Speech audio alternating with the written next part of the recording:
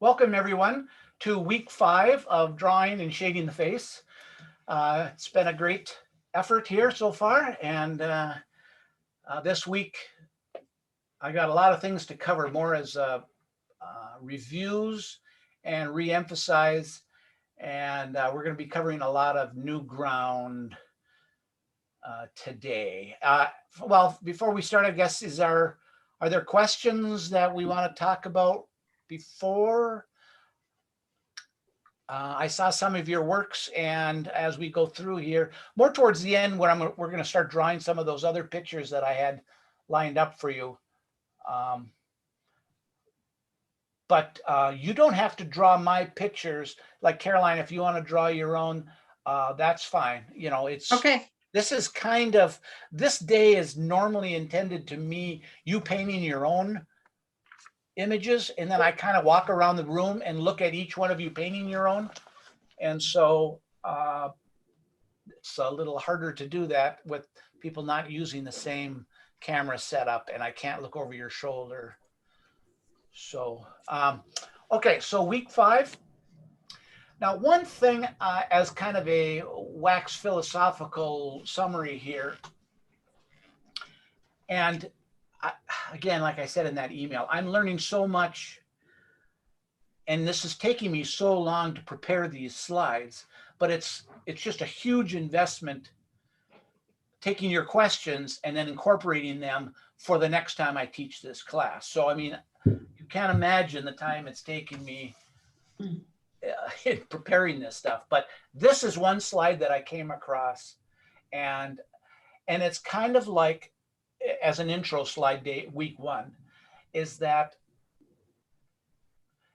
the building blocks are shape, edges, and value. And what we have been doing is no color. When I do my portrait class, of course, we add another little complicating thing, and we add the color in there.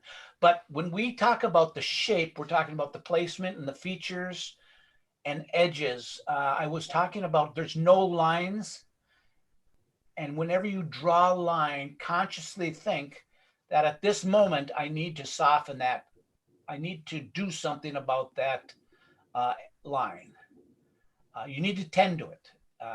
Don't just draw a line. Even with, you know, different styles of painting, there's no need to, there are no lines. So we kind of beat on that week 1 and 2 with the placement. And then week 3, we went into the deep dive of the individual shapes of the features. You can go back to week 3 in that YouTube for a while.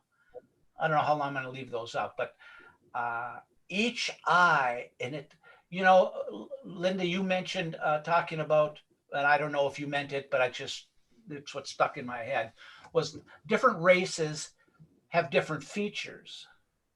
And in reality, they have different features, but they're different shapes. And so it doesn't matter what race they are, you really have to look at the shape of every person's eye as unique, and every person's nose is unique, and draw them as the shapes. So that's kind of what I intended to get through in week 3 by going through all those photos. And you have to draw them and shade them with, based on that shape. And then the shading using charcoal, or I think most of you are using graphite, I think. And so charcoal really tends itself to be a watercolory thing, because you can smudge it, you know, just as if you would add water and you can blend it. You can do that with graphite, but really about the edges, having a hard edge, we use that at the very end. And then when we get into the next thing, their value scales. When you're into the last 2 value scales, the dark, and then you kind of get on lean on the tip of your pencil when you get those really hard detail shapes. And that was week 3 and 4.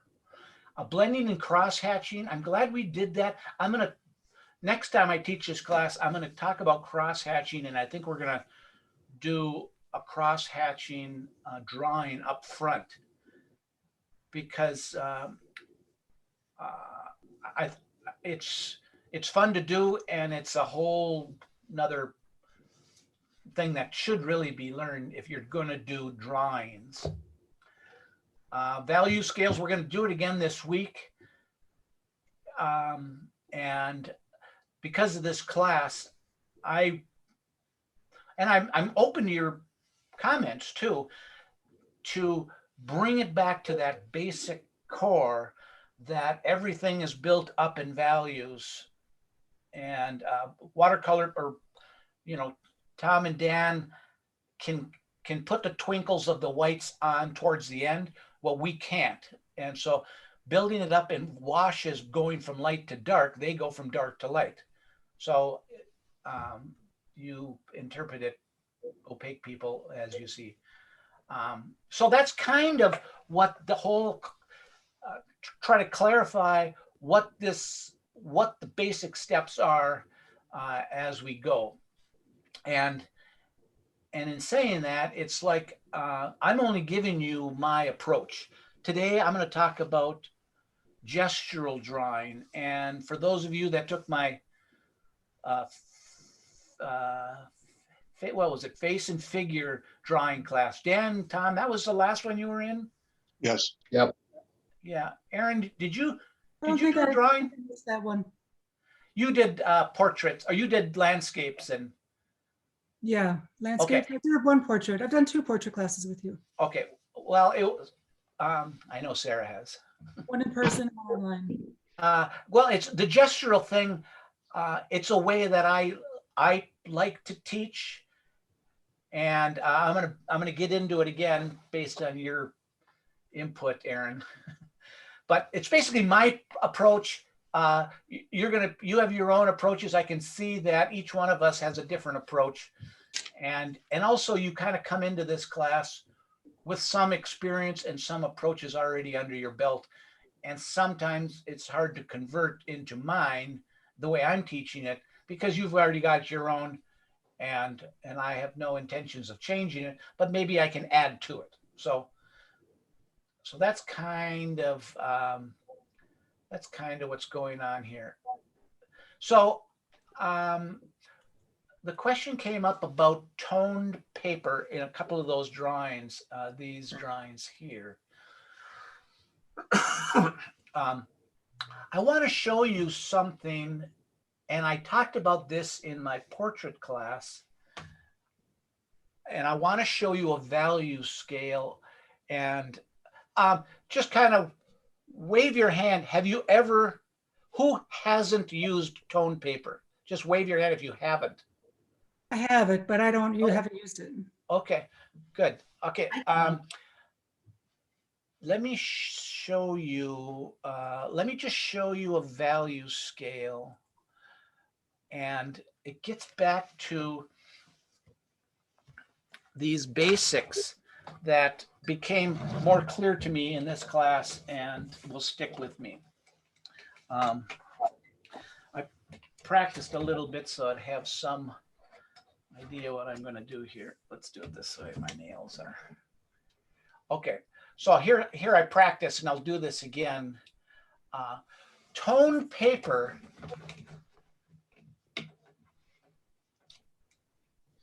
Okay, let me just zoom in a little bit right here. Okay, it won't focus unless there's something to focus on. Okay, so the idea of using white paper is the white of the paper is this box. Well, when you start with toned paper, this paper is pretty smooth. This happens to be the gray version that I showed you. This is toned gray. They have the tone brown. I like the look of gray. I have brown, and I just like the look of gray better. That's just my preference. Brown kind of has a more flesh tony look. Okay, so I'll just demonstrate this. This is a 2B charcoal. But when we would start off, we would kind of be, I'm going to kind of be on this side of this scale because I don't want to put an end on it. But right here is, this is the color of the paper. That is the equivalent of what I was saying is about here. This is value. This is the local value. It's not the, you know, like when you're painting or whatever, it's not the white of the paper. You want to leave that for glints. But everything on the paper is kind of the base value, and that base value is the paper. And so when you look at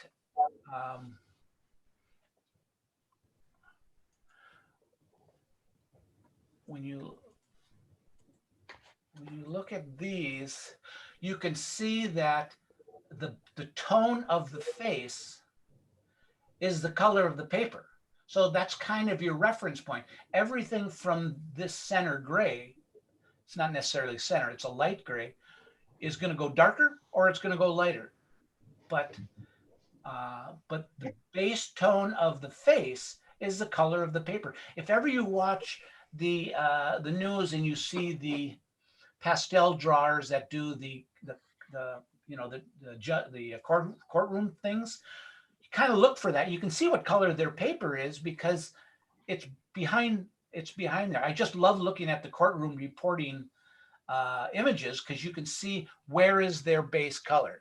Okay, so I'm being a little bit basic here, but I think this is still hits my lessons here. Okay, so this is the base color. If you're using pastels, it's kind of your base color there too. Okay, so everything on this side then is this is 6. Oops, I wanted to be on 2. Okay, this is 2B, because you kind of have to know where you're at, because, so you can draw lightly on that first value, and then you can make a mark, and then you add another one. And this is the same lesson that I tried to do with cross-hatching. This would have been one level of crosshatch all the way across, and then the next level of crosshatch here would have been the same pressure, except you're going the other direction, and it makes it twice as dark, right? And so that's why crosshatching is kind of like with us watercolor folk. It's doing one layer after another. It's not darker paint. It's just another layer of it. It makes it darker. Okay, so then the next layer. So that's light, and then this next layer is just the same amount of pressure, and then the next layer, which is more. Now I'm starting to press a little bit harder with this 2B.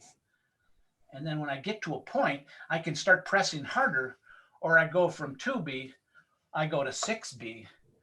And now I don't have to press harder because it's just softer and it just makes it darker. And this is getting used to your tools. And then I press a little harder and I can get dark. And then my last little thing is when this is the last at the 5% point, I can get down and I start doing the eyes as black as black can be. Eyelids, pupils, whatever. That's as dark as. Okay, so the reverse goes.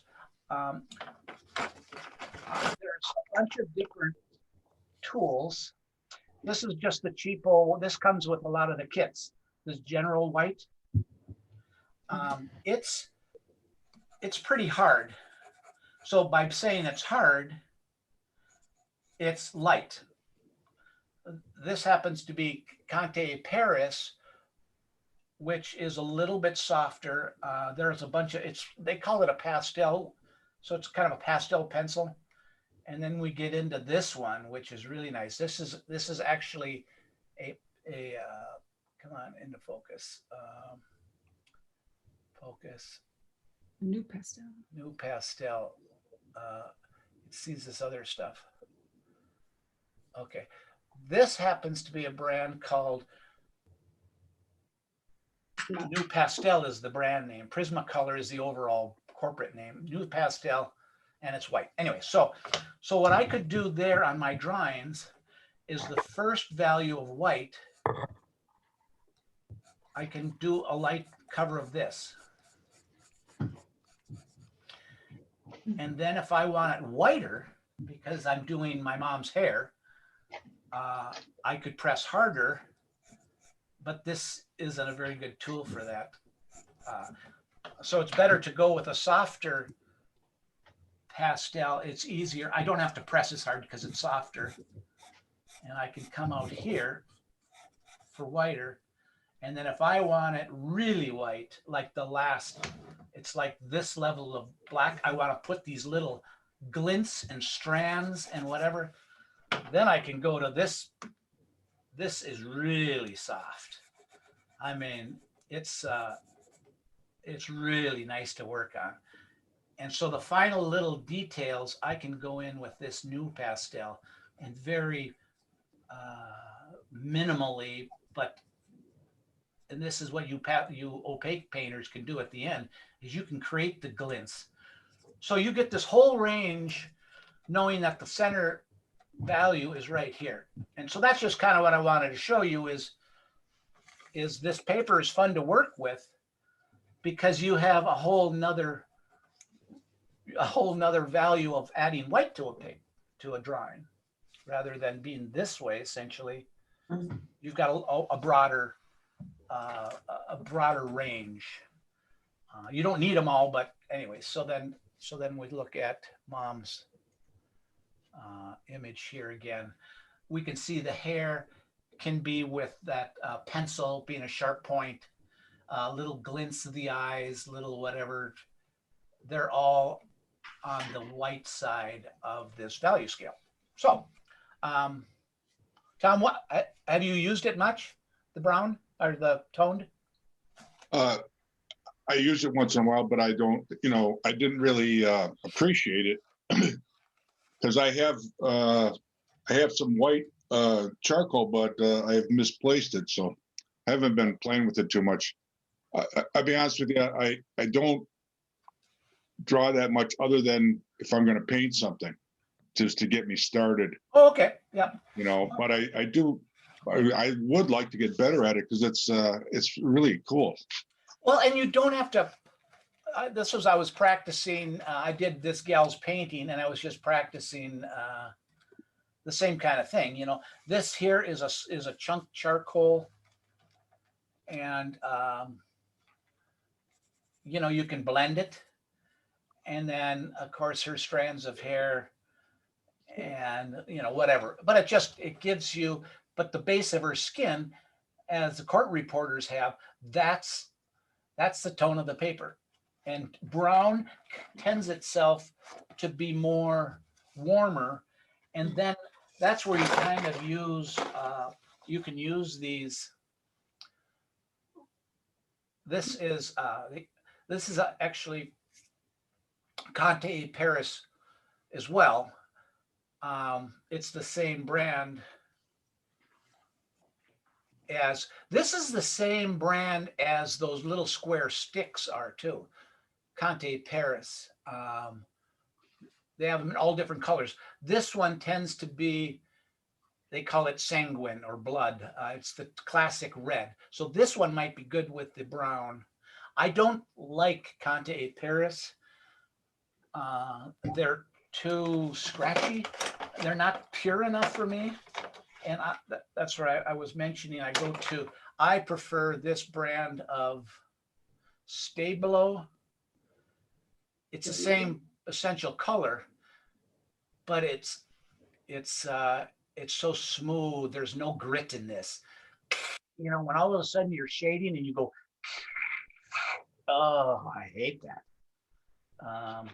And that's where, plain old, 2-cent HB pencils will have grit in there, but you buy these nice drawing pencils or this kind of a, when you're paying $2 for just a black pencil, there's a reason you're paying that for. It's smooth, it's consistent, it's just nice. not a 2-cent pencil. But 2-cent pencils are fine. Does Okay. the tinted paper work as well with graphite as it does with the? Yeah, it gets shiny, and that's kind of the thing. You know, that one, it just gets shiny. Okay.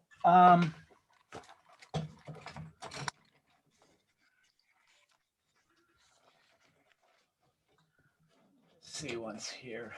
I don't think I've ever used it with Okay. chart or graphite. Let me just stroke a little bit here on there. You know, yeah, you could see this actually has a little tooth to it too. Oh yeah. It looks like there's a little pattern to it. Mhm. Yeah, you probably could. But then, and then if you switched over, I don't know how it would be if you switch over to these pastels. If you're kind of, I don't know, mixing mediums, I don't think it really matters. It's all, but it's, I don't know. It doesn't look like it matters as far as this goes, but I think that when the darker you get with the graphite, the shinier it gets. When you try to get it real dark, it's very shiny. and then you mentioned, Tom, other things don't stick on it. And Sarah, you've reached that point with your dogs, is it gets to a point where the pores of the paper get filled and you can't put any more on it. It just, and that works with pastels too. Once the pores are filled, everything else slides on top of the pastel on the top of the paper. Okay. So good discuss. See that somebody asked, and I talked about that in my other class, but not in this class. Okay, let me go back. Good. Oopsie. Ooh, I almost ended. Okay, so the next thing I want to review a little bit here. We haven't been drawing necks, and I mentioned this, I don't know what week it was, but I just want to click on this a little bit more, is that when you even draw a face from imagination, where do I put the shoulders? And so when you look at an image like with this gal here, this arrow kind of points at her nose. So if you ever face drawn, you can use her nose as a reference to stroke down the shoulder. And outside corner of her eye too is. Yeah, in this case, yeah. But it's just a reference. It's like, well, where is her shoulder? Well, her shoulder points at her nose or her eye. Her front here kind of points at her smile. This dude here, it's just think about, because shoulders, if you put the shoulder too low, it'll make the neck too long. So it's just a point that you'll use this to accurately put in shoulders, and it won't make the, it'll be okay with the neck. Same thing here. Okay. It also goes along with noses. I want to go through that little cheat sheet that my handwritten cheat sheet, because I talk about ears. Like this guy's nose is flat.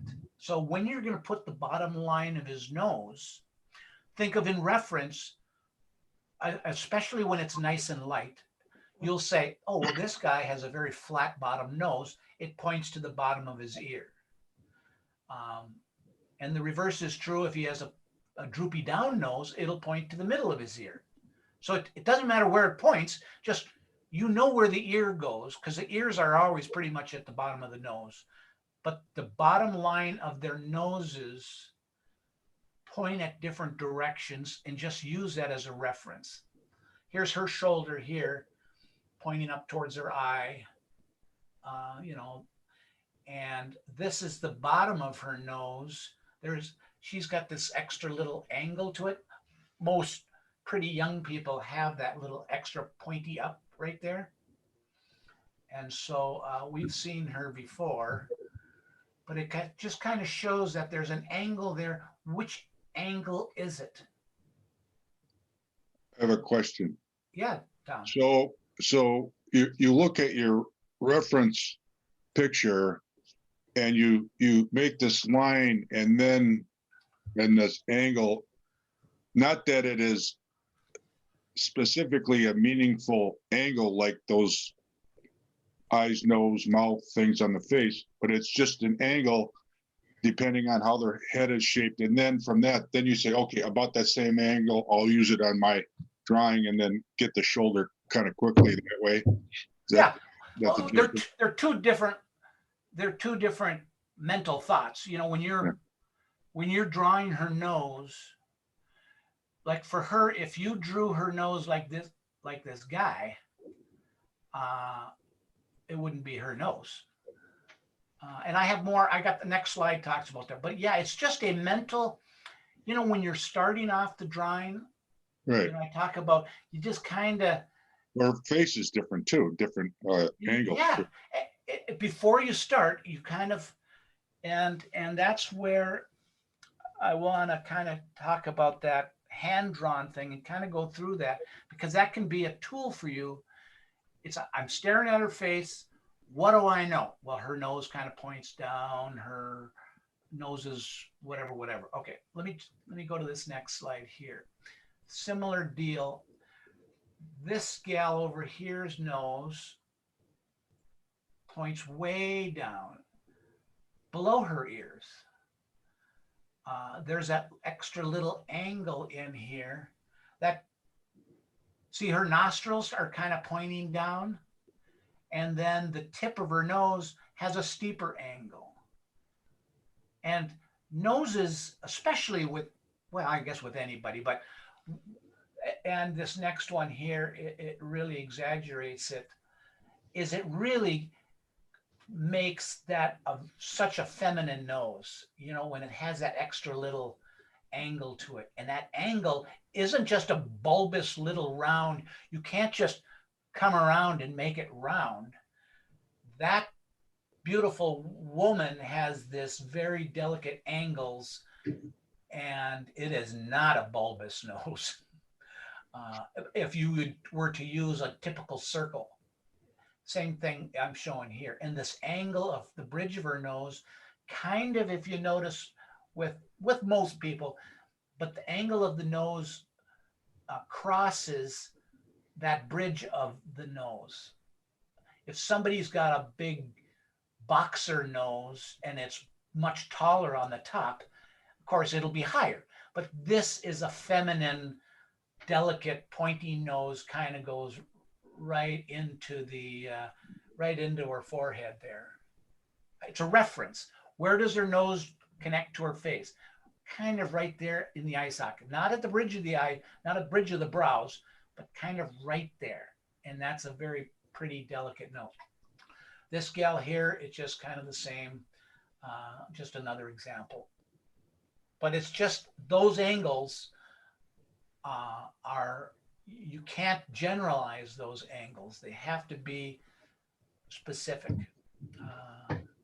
Okay, good comments, Tom. Anybody else have a summary thought? Okay. So this is kind of, in doing these slides, it's just these are points that can get lost in just drawing a generic face, is that level of detail. That should have been in week 3 when we did the deep dive on the features. And I will add that to that next time. Interesting photos. I do this with most every class now because people want to draw boring or paint poorly lit. And this is just an obvious thing that I just want to bring your attention to it. It is so difficult to paint a flash camera portrait. If you can at all avoid doing it, because there's no information in this shot here. You can't see what you can see with the side lit. And it is so very difficult to paint this or this little girl here or this one down here And that's what people want you to paint. Or grad pictures. People will, if most professional photographers will give you permission to paint grad pictures because but I always ask, and the photographer always says, oh, sure, go ahead. They've already made their money. But this kind of lighting and soft lighting is what professional grad picture photos look like. They're terrible to paint. So direct flash, avoid One it at quick all cost. question, Bill. Yeah, Tom. You don't need permission if you're not selling it, if you're just giving it to your kid or something, do you? Or do you? Yeah, you're probably right.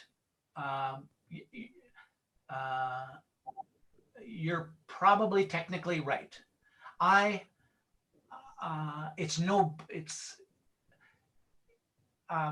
It is, they own the photo. See, all these pictures here, I try to put I don't own these photos, although I'm not selling these photos. And so technically, no, you don't. But if I paint your kid, that might be different than you painting your kid. But the photographer owns the photo, and you are painting their photo. If I haven't, okay. So these are examples of how to get really nice photos. In this little series I have up here is if you take a sitter, you want to take a picture of your granddaughter, and you get her in bright sunlight, and you have her turn her face like a few degrees, and you go click, click, click, click, click, click, click, click, click. And it takes, how long did that take? That's, okay, turn your head. She can hear the click. Okay, a little more click, a little more click. And you get 10 shots in 15 seconds. And one of these is going to be better. And in this case, this one I thought looked the best. But I don't want to take the time to pose her right here. I would rather say person and save your time. Click, click, click, click, click, click, click, and come back later and say, this one here is the one I like. Then have her look down. Have her look at you. Click, click, click, click, and move her head. Have her look down and look up at an angle. Click, click, click, click, click. And then turn to her back and have her move her head. Click, click, click, click, click. And you're not taking time posing. You're taking time later and picking which one is nice. Well, as it turns out, there's something called Rembrandt lighting. And there's this little triangle underneath the chin. And that, if you look at these really fancy photos, you'll see this little triangle shape right underneath the eye, which highlights that cheek. That is classic. And these kind of have that. If you look, that is beautiful, classic shading. It's that little triangle, and they call that Rembrandt lighting. Okay, so don't take the time posing somebody. And then once you've gone through the first series of 10 photos, click, click, click, click, they get way more relaxed, and they'll do, oh, I get what you mean. Okay, now I get it. Click, okay, move, I'll move. You just keep clicking. And then you go back into production and you figure out which one you want. So you're concerned where the light source is too, as you're posing them? I mean, she's facing one direction, turning, yeah. but yeah. This is really harsh light with this gal up here. Right. Very stark, very harsh, where this gal down here is a little bit more subdued. So yes, you're concerned about that because you're looking for contrasting side shadows because they have so much more information rather than flat. So yes, you're concerned about light. You want them kind of looking into it, but you don't want them squinting. See, she's squinting. This would be a terrible painting because it's the sunlight is so harsh into her eyes. A terrible, this was not about getting a painter because her eyes are slammed shut, but it's about doing it in bright light and being aware of where the sunlight is, Tom, and getting it on the face and having a side shadow. You want, ideally, you want like 3/4 lighting, like this guy down here. It's more diffused where he's at. Okay. All right. These are how to take photos. These are more, I guess, could have been the slide up above. These images are people love their kids, and the only photo they know how to take of them is a look at me, now smile, Say cheese. say cheese. And this has absolutely no story whatsoever. What is the story right here? Well, I'm a little boy holding my little brother. Look at me. Okay, I'm done looking at you. Move on. No story. I could care less of, hey, I'm 3 brothers, sisters, and la la la la la. Story's over. All right. As opposed to this. Oh, look at this boy chasing a bubble. What's he thinking? Look at the story that that photo tells. Little girl. Oh, how pretty, and on and on and on. These photos tell a story. I could stare at them and imagine, try to picture what the story is. I could stare at these pictures for hours. These, yep, there's Joey. These, okay, and here's some more. And the other thing that these have in common is they're not staring at the camera.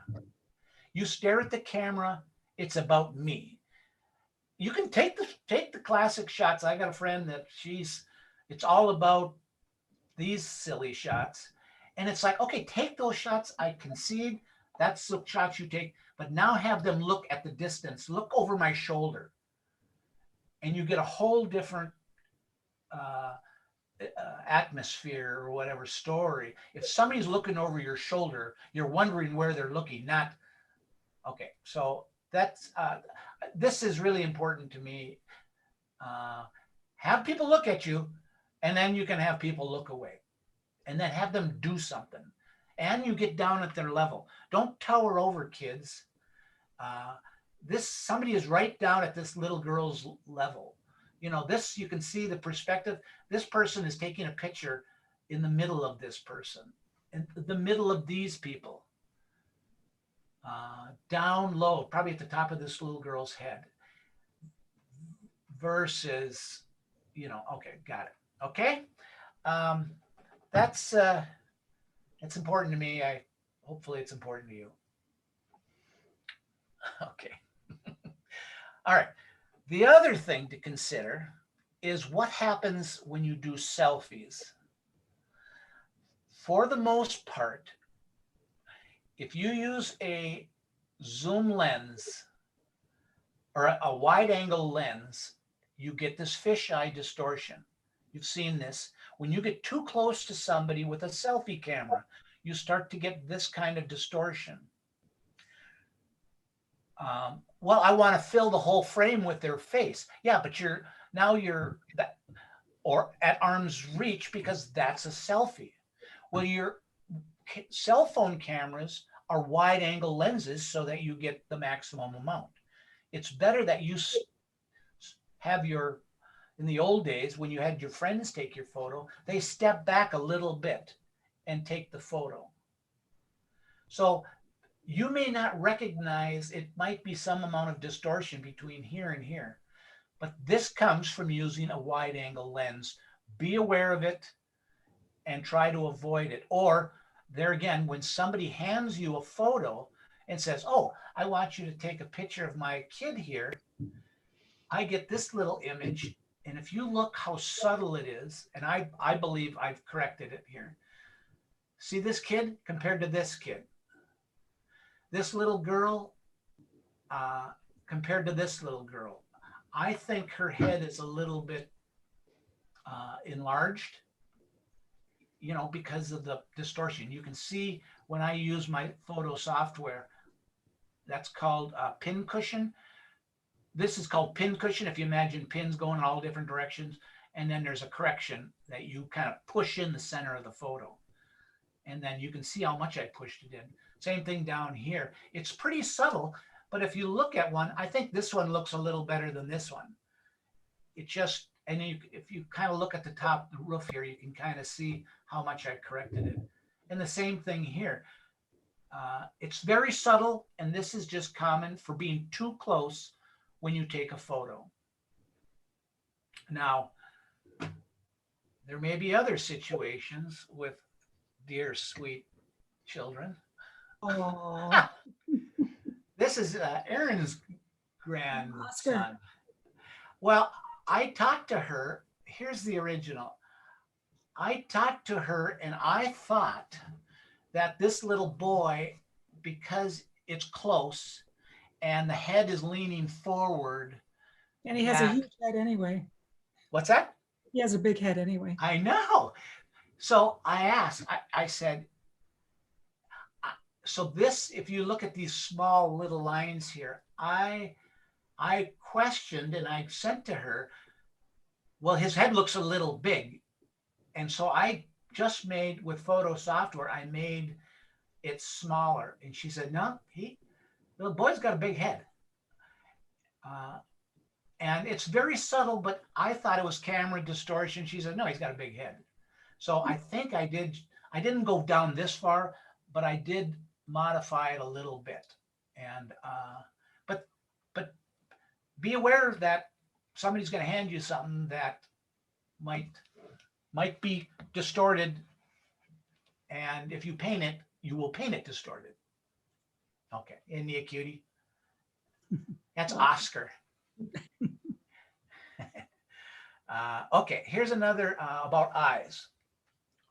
Now, I pulled this up, and this is kind of along the lines of Oscar. I briefly mentioned this before. This guy's eyes aren't pointing the same direction. Neither, I think, is her eyes. Now, if you draw or paint this dude with this one eye kind of looking off, somebody's going to look at your drawing or painting and say, hey, you drew his eyes wrong. It's like, no, that's the way his eyes are. I asked this person who gave me this photo, I said, his eyes look a little bit off. Do you mind if I straighten them out? Didn't think a thing about, oh, of course not. Same thing here. This eye looks like it's a little drifting a little too far. It might be, it might not be. But I thought it kind of looked like they weren't looking the same direction. So if somebody gives you a perfectly image, just be aware that they might have a little bit of an issue that you need to talk about to your customer or whatever, and make changes. Okay. People's eyes do that. My dad had macular degeneration, and he always looked out of the side of his eyes, and they kind of went wobbly. All right. Would you paint him with wobbly eyes? Yeah, because when I did that, and my sister said, "Oh yeah, you've got his eyes." Okay. You know, it was just a certain look he had. Okay. It was him. That's the way he was. Yeah. I think, I don't know this guy. This was a very, very old photo. But it was early on in my, say, commissioning things. And it's like, boy, if I painted crooked. Okay. Anyways, you got it. Ellipses. I just wanted to reemphasize, when anybody is not staring straight at you, their eyes become ellipses. You cannot draw side view eyes round. You will be tempted to, because that's all eyes are round. No. So if they're looking straight at you, they are exactly perfect circles, and they are always the same size. It's better to start small and at the very end of the drawing, you can correct them and modify them. But wait until you've probably 85-90% of the painting or drawings done. Step back and you're watching. Oh, that one eye looks like it's drifted off. It's very easy to just add a little bit onto one side or the other when you're at that tiny little, but leave a little room on the eyes, knowing you might be adjusting them once you're staring at this picture. Even this little girl here, ever so slightly is, anyways, ellipses. Okay, glints. And this is leading into this. She's not smiling. She's got this classic little pearl earring gal. But I want you to notice that the backside of eyes, when they are harshly lit from the side, the light goes through the lens of their eye and reflects on the backside of their eye, where it should be dark because the light's on the other side, but it actually reflects over there, and it creates this beautiful life to the eye. And what I will do at the very end of the painting, if I've lost this, it's very easy in watercolor to just take the tip of the brush, because there's such heavy paint on the eye because it's dark. It's very easy to gently take a little dampness and wipe that and immediately hit your thumb on it and lift that little glint, this little reflection, this little, but that, how that, look for that in heavy side light. Even if you don't see it, it's not all bad to add some amount of that, rather than having that whole side of the eye be dark. The eye would look dead. Adding this little reflection in there adds life to the eye. And I also mentioned here the upper shadow. Of course, you can see the upper eyelid blends right down into the darkness of the eye. I just mentioned that with Caroline. It's like when you're drawing this upper eyelid, it for the most part covers down onto the colored part of the eye. Even if they have light eyes, it's a deep, hard shadow, and the upper eyelid and the eye up at the very top blend together. It kind of connects them. Okay, and then the core shadow, this is a pretty decent photo, but you can kind of see that where the light changes from light, and remember I was talking about that grayscale, is light really goes from light all the way over and then crashes to dark. It doesn't do this very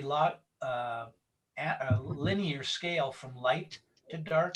It really goes light, a little darker, dark. And then that edge right there, they call a core shadow or a terminator. And that is the darkest. And then anything on this side starts to be a little lighter. You don't necessarily lighten this.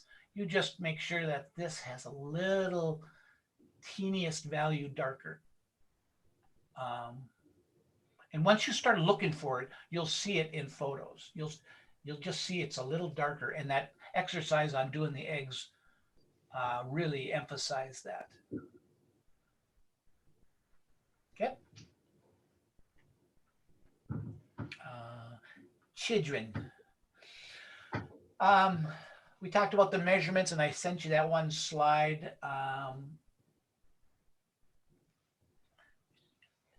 You can't draw them with the same formulas, and we mentioned that, and I gave you a slide on that. I did, didn't I? 5 here.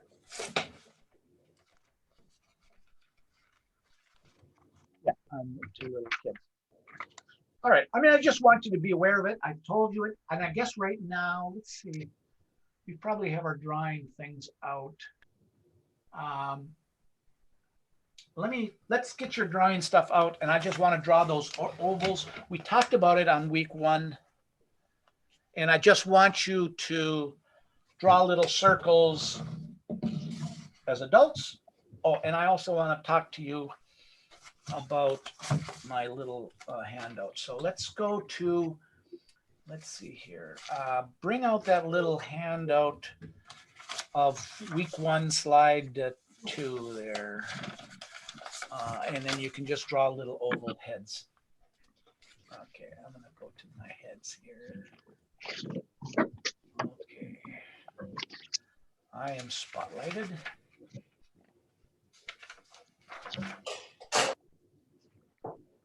So, and if you think that this, I mean, I intentionally didn't talk a lot about kids' heads on week 1. I wanted you to kind of do adult heads. I didn't bring in that detail. And if things like this you think belong week 1, I will incorporate in week 1, you know, what your thoughts are. Okay, so week 1 handout, that one with the faces, week 1 and week 2 where I showed the ovals, those must be kept handy.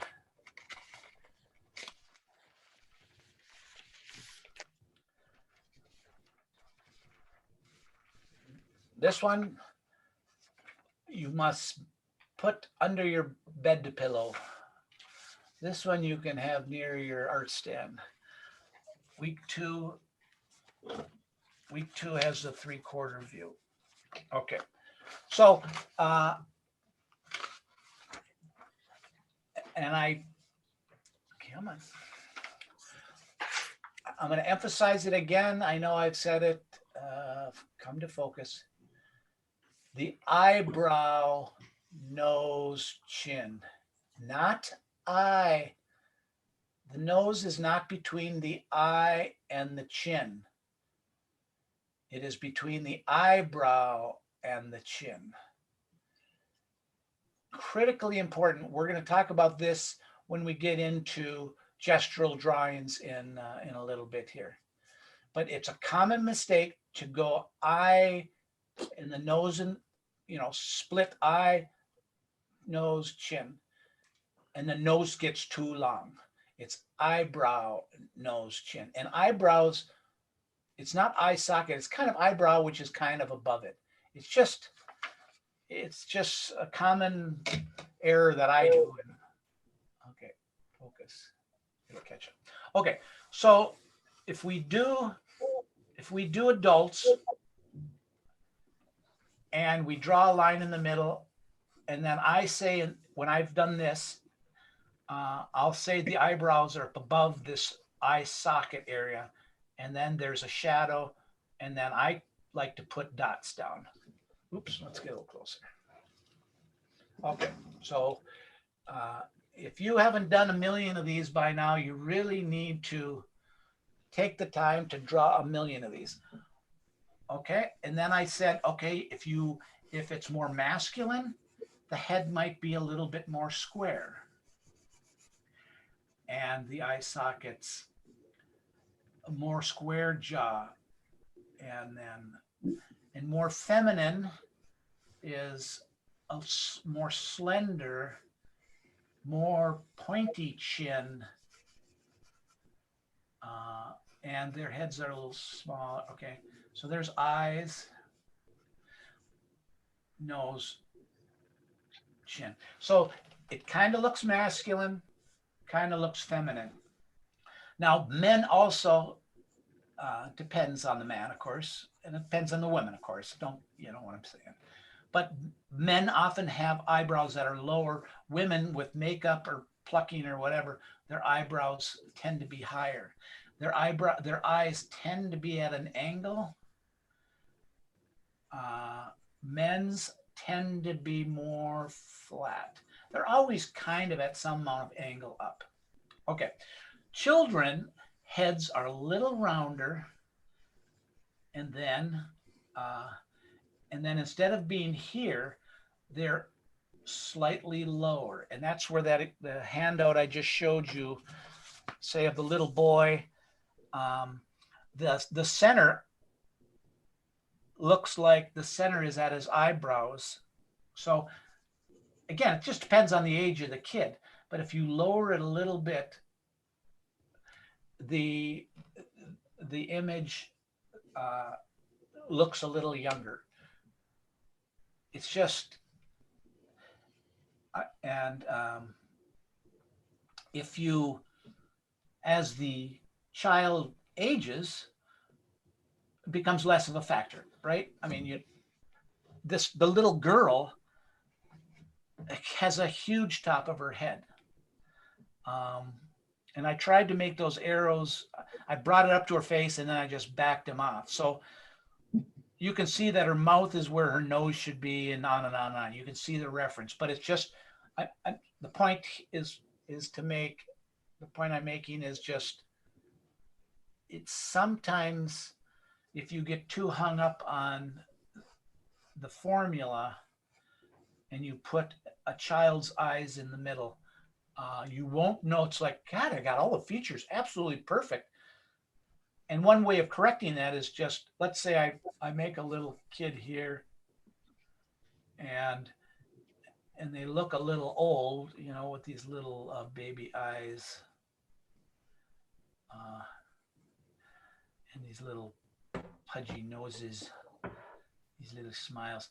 And it's like, well, God, a kid looks like he's, 15 years old.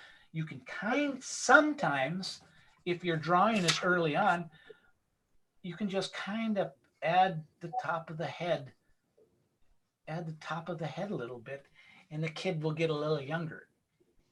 Okay? So that slide is good just to illustrate that babies' heads are a different proportion than adults. Okay. And when you're drawing and it's wrong, consider that could have been one of your mistakes. Okay. This little guy here. This person, I was kind of surprised. This is that same adult scale, and the darn features are pretty close to an adult. And I thought that, oops, wait a minute now. I didn't, see, I figured out my monitor here now. I know what you're looking at. So this little difference here isn't that far off. Well, that's the way it is. These guys here. So now you can start the same way, with the ovals. If you measure, she's kind of looking down, not a lot, because if I look at her earlobe and her nose, you can tell that she's somewhat looking down, which is telling me that you're seeing more of the top of her head. So that's something to consider. Let's line this up. So what else do we see? All right. So since I made such a big deal about her eyes being somewhat, and I've kind of laid out for you where the center is. The center on that little drawing is way up high. Oh, this is a little overpowered here. Let's see if this helps. Well, let me go to charcoal. That's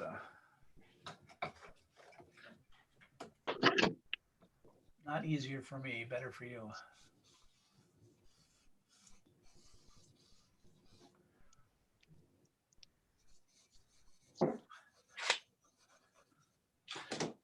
But when we get into this gestural drawing, you may see that this process is faster. Now, are her eyes?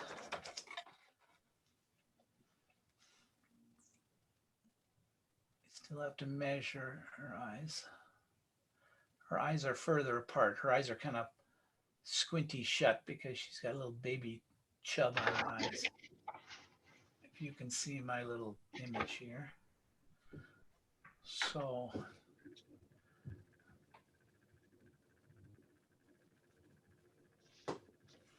if I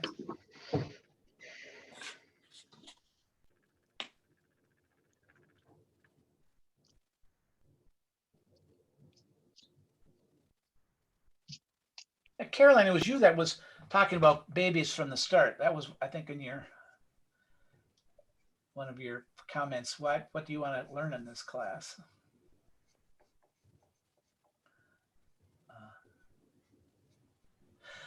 You notice too, of course, just stating the obvious here, babies don't have bridges of their nose. It's pretty flat. And you can see on this little girl, it pretty much goes from underneath her eyes straight over to the other eye. There's no nose in the middle there. So by seeing that, recognize that you're seeing that there is no darkness between her corner of her eye and the tip of her nose. Your tendency, I could probably look around here, the tendency is to draw a nose from her eyebrows down to her sides of her nose, because that's what you've always done. Well, just make it really light so you can erase it, because it ain't there. And you can see that on her. It just is. There's no sides of the nose. And then her little lip goes on. If I look at her, again, we're not going to take the time to completely finish her. But what I'm noticing is on the left side of the photo, her upper lip goes down and then up. And on the right side of the photo, it goes up and then down. Very, very, very subtle. But this part goes down and then up. There's a V in the middle. And then this side goes up and then down. I hope, please look for that, because that is very common missed. Just because, well, if it goes down and up on this side, it must go down and up on the other side. Well, this little girl right here is an example. It does not. And that's common. The close side, it goes down and the up. Okay, I hope you see that.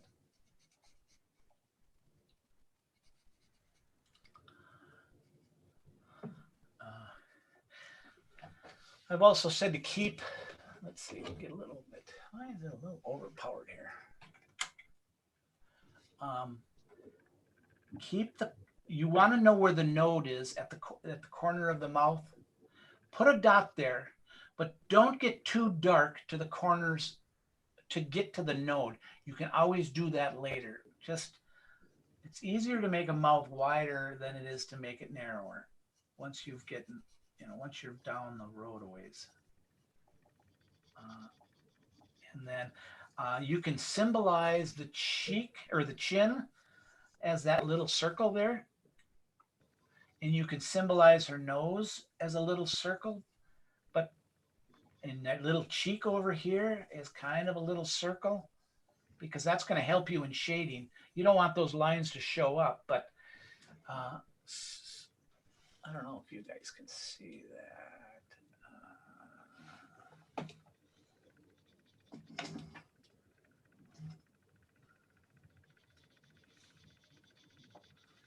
But at this very early stage, it's okay to put them in there, knowing that you're putting them in there so lightly that they can easily be erased. You can see the cheek right here. it's very subtle, but because I have a circle here, I can kind of see that there's a shadow right here. And then if there's a shadow there, it kind of reminds you that there's probably a shadow over here. And then this chin sticks out. Okay, so first, her ears. When you're looking for the side of the head, use your eyes. That you've made a circle just so you can get the eyes in, but the circle is not restricting you from making the head wider or narrower. It's just kind of the first step. So if I look at the width of this eye, I could measure it, because if you're going to really draw this, you're going to want to measure the eye and measure the eye and measure how far is the side of her head. Well, it's pretty much one eye, which is typical.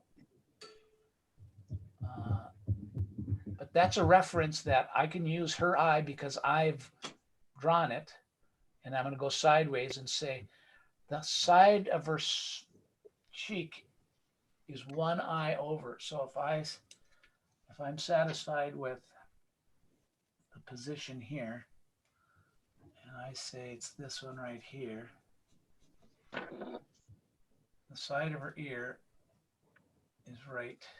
Oops, things are in my way. This is where the side of her head is, if any of you are following me. So instead of being over there, it's really there. So that's where her ear is.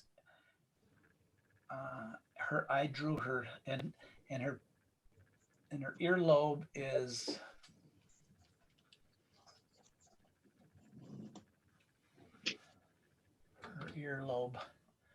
looks like it's about the center of her nose. So, and there's an angle to it, and it goes up.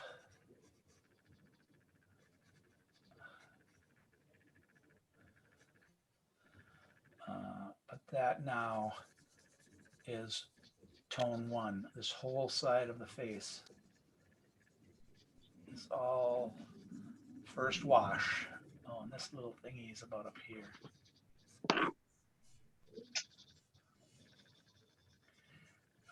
Don't get too hard over on the top of her head yet until everything is starting to look right, because you can always add to her hair. And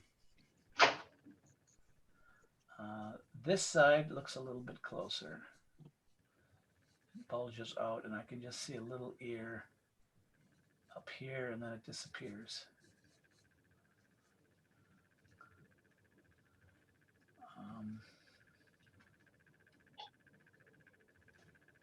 Okay, so, but if I squint at her head, I'll see that this shadow goes down her nose to about there, and then there's a little cheek line. And if I squint at her cheek, it kind of comes to here, and then I squint, and it's on the corner of her mouth, around this kind of a chin, and from here I squint, I can see the little triangle here around her nose and down around her chin, and her little chubby chin down there. Now I can blend that with my finger or whatever your method is. But I've taken the white of the paper away, are all those things that are not the white of the paper. And watercolor people, that's your first value of watercolor. What isn't white?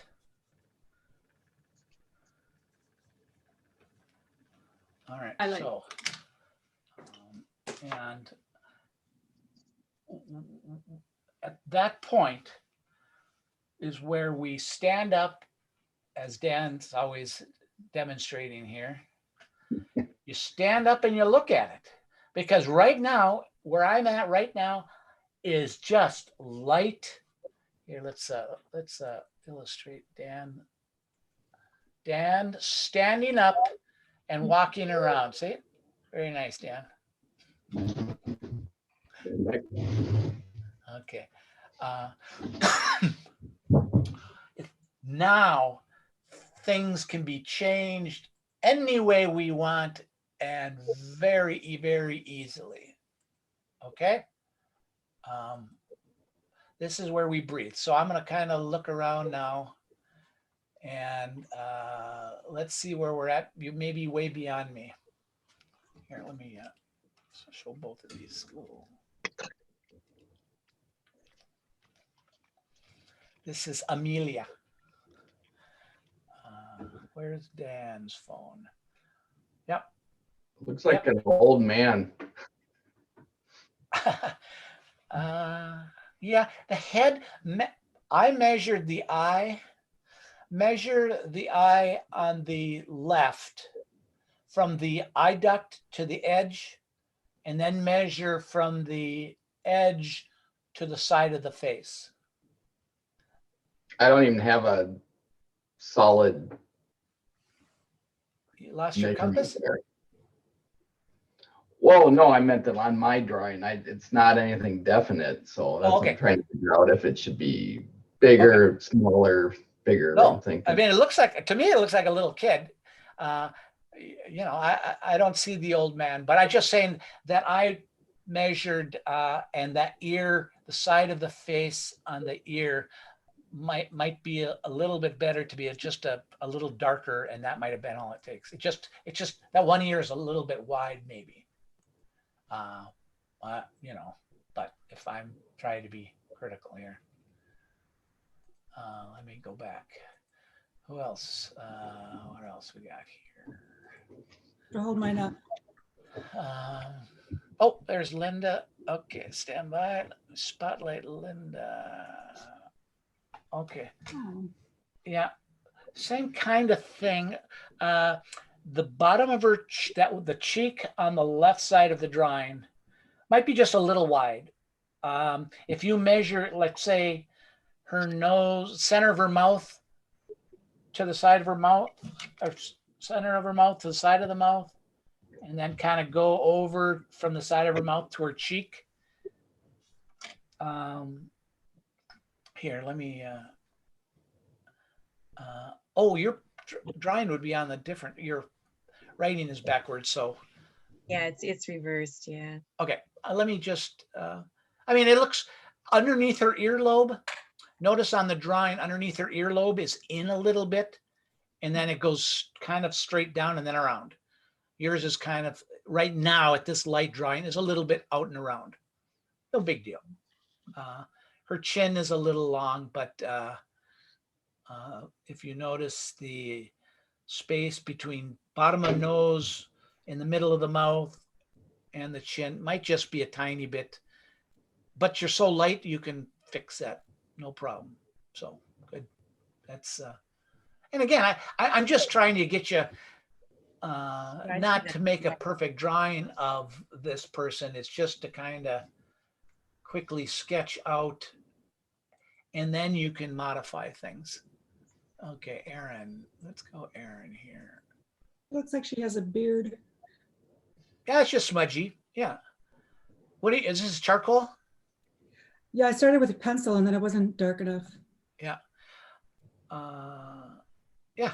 Yeah, you can just hit that with a kneaded eraser if it's getting a little burly. Oh, you don't have a kneaded eraser? I do. It's just I just have this right next to me. Okay. Those things, that specific kind of eraser, that's not Moo. That's the Faber-Castell. yeah. Do you have a Moo? I must have convinced you to get a Moo. I do. I have a Moo and I have kneaded ones, but just not right in front of me. Yeah. Okay. The Moo, that eraser there, that specific kind of polyurethane or poly whatever kind of a tends to smudge. Okay. Put that away. Get the moos don't smudge. All right. I'm not scolding you. Where's my moo? I have it now. But the moos don't smudge. Those polyester ones smudge. Yeah, this cleans up much better. Well, imagine that. You were right. Yeah. Moos are wonderful erasers. Let me come back to you here. Oh, you are on there. Okay. Yeah. It's just, and you can also with a moo, you can kind of dab it as in a kneaded eraser. Yeah, just get like that highlight back to the nose. Okay, good. Anybody else? Caroline? I've got one. Yep. Let's see. Okay, replace spotlight. Here you are. Okay. Oh, sweet. Excellent. I like her eyes. Oh, that is, Caroline, that's very, very nice. Thank you. Yeah. She kind of looks like the boy too. Are they Go figure. related? What? It's brother, sister. Oh, It's on Easter or something. yeah, because I seen a lot of him and her when I was looking at the picture. Oh, well, there you go. Yeah. Go figure. Okay. I don't know. It looks like a cute kid. You know, when you're drawing things, it just seems like so many times it's impossible to know where the middle of the face is, where the eyes are, because they either have big hair, or they have a hat, or something weird.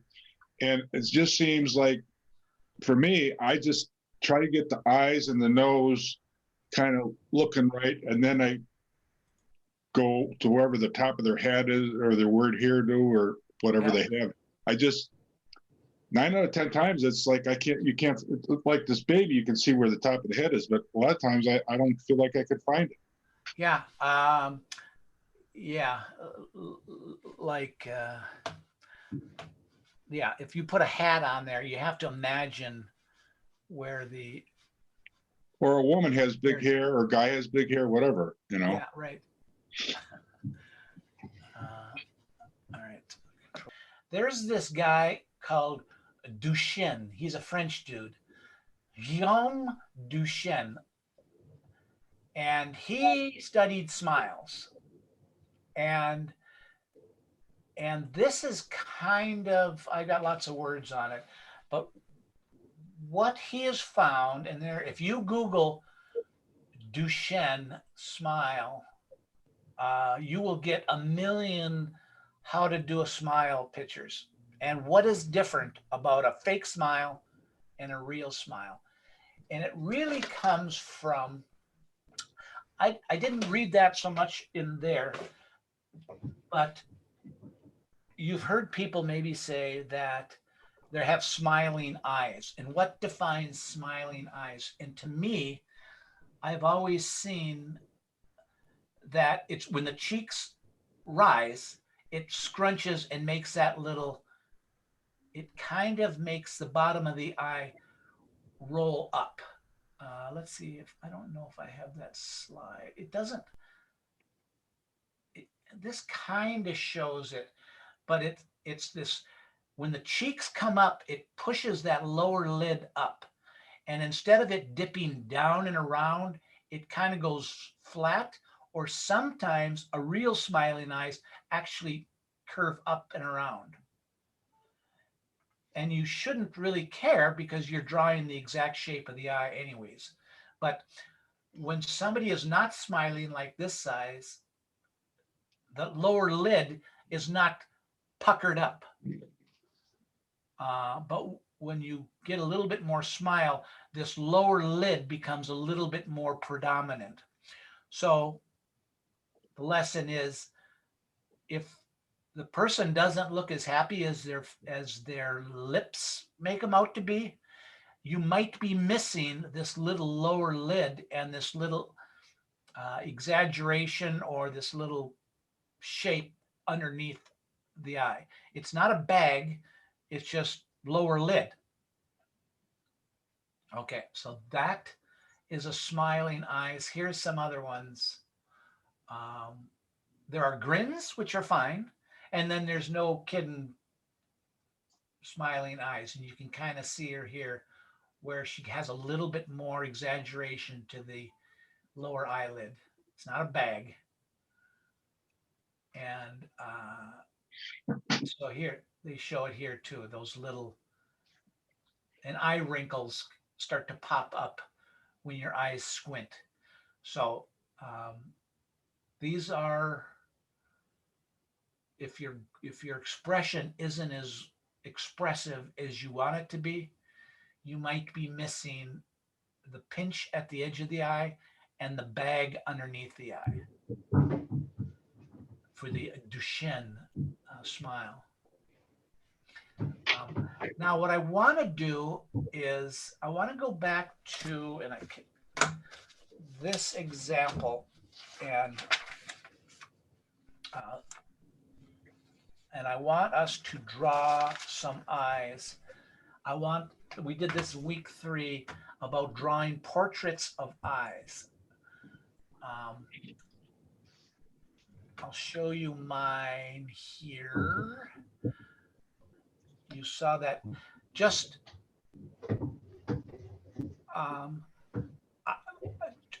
the point is this eye is at a little bit of a 3/4 view, but you can still do it within a figure 8. And I want you to see the figure 8 and just kind of quickly sketch each of those eyes. And I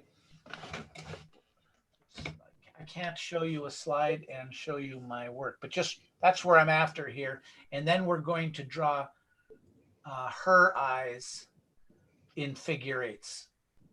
Okay, that's kind of where I'm heading here. So practice, just quickly draw these little sketchy eyes, and then we'll go on to her eyes in figure 8s.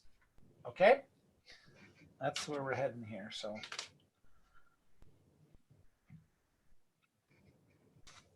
But if you put that figure 8 in first, it kind of shows you the brow line and kind of where the eyebrows go, and it kind of gives you a window to put the eyes in. It also makes you look at the angle from the eye duct to the edge.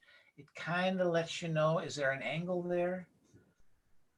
And in this case, where her eyebrow. Notice, I mentioned this before, is notice the space, the height of the eye and the space of the blank space between the eye and the bottom of her eyebrow. That often is the same. So you don't get the eyebrows too low.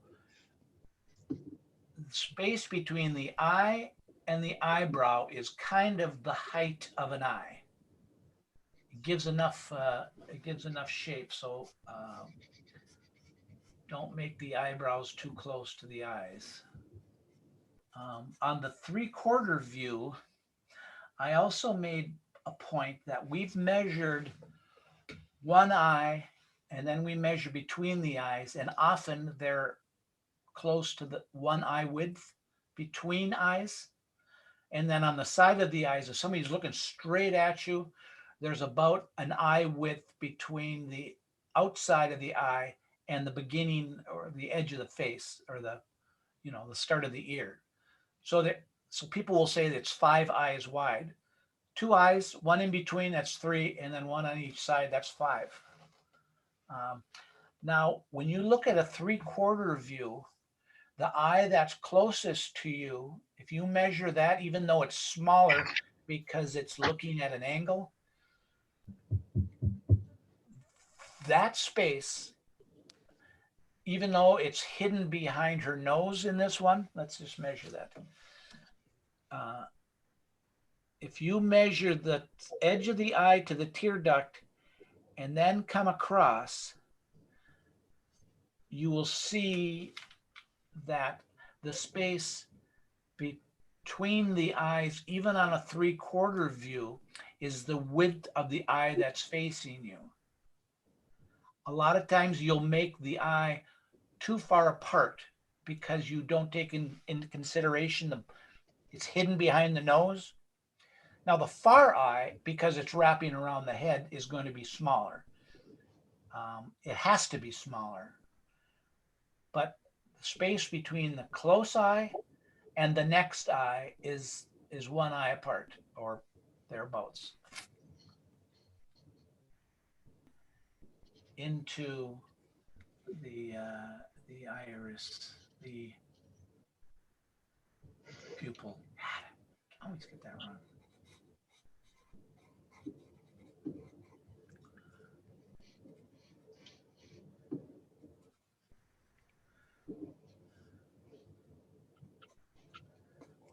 Okay.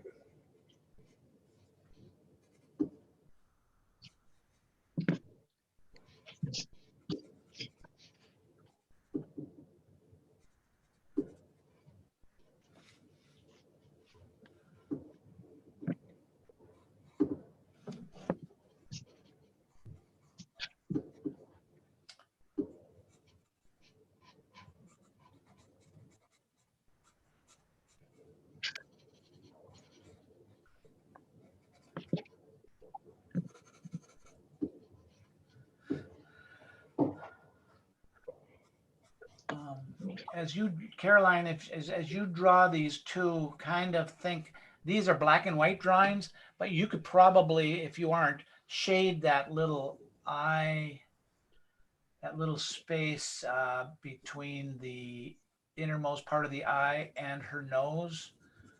That's kind of what your gal is kind of needing.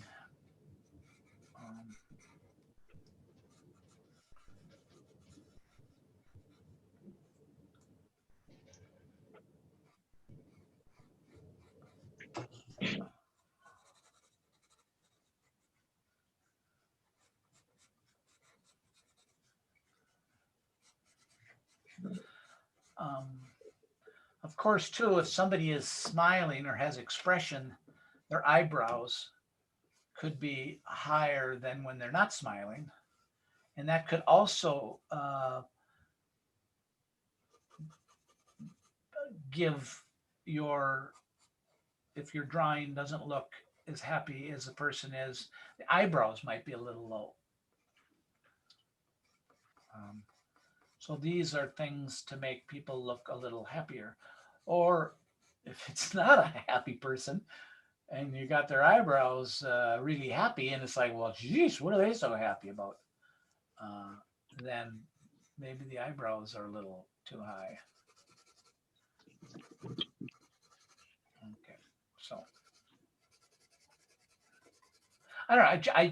I find this fun to do at my kitchen table, to just draw portraits of eyes, and the more you draw portraits of eyes, the more you get you get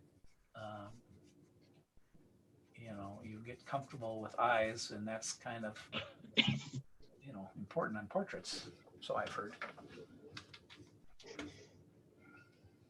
All right, let me look at how you're doing here. So this was stop share. Okay.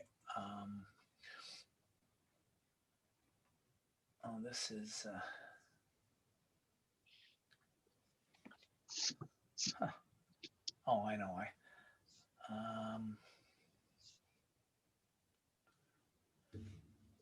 Okay, let me get rid of this.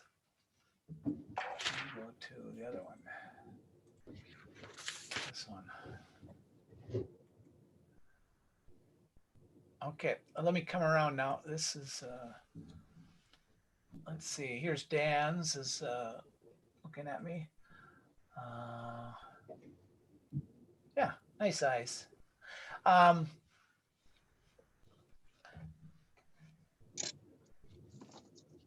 Yeah, it's good. Good eyes. They're in the right.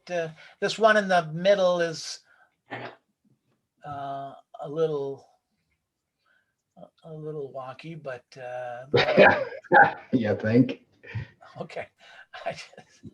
If you agree with me, thank you. You know, it's just, They're looking in different directions. yeah. Yeah. All right. Let me go to Tom's. Does mine work? Oh, I did it again. That's all right. I can move my head. Yeah. You got to keep it there just for like 2 seconds. Okay. Just angle it so it's flat plane up, you know. Well, whatever. I can move my head. Yep, they look good. Yeah, again, you have a little bit of a tendency to be smudgy. I don't know why. I can't watch you draw and see what you do. Are you actually rubbing your finger on the paper? No, I didn't. I did a little of this just at the very end here because I thought Okay. there's some darkness there. Okay. Yeah. But I don't see on the figure on the bottom one, to me, on the left, the Mhm. figure 8 that you draw should incorporate or should include the upper eyebrows. Maybe I wasn't making that clear. The figure 8 is the whole eye socket, I got you. not just the eyes themselves. And that might be, let me show you mine. I might not have made that clear. Here, let me go back to here. This is the eye. This is the figure 8 here. So it's kind of it's again. If you imagine the eyeball in here, you know, it's the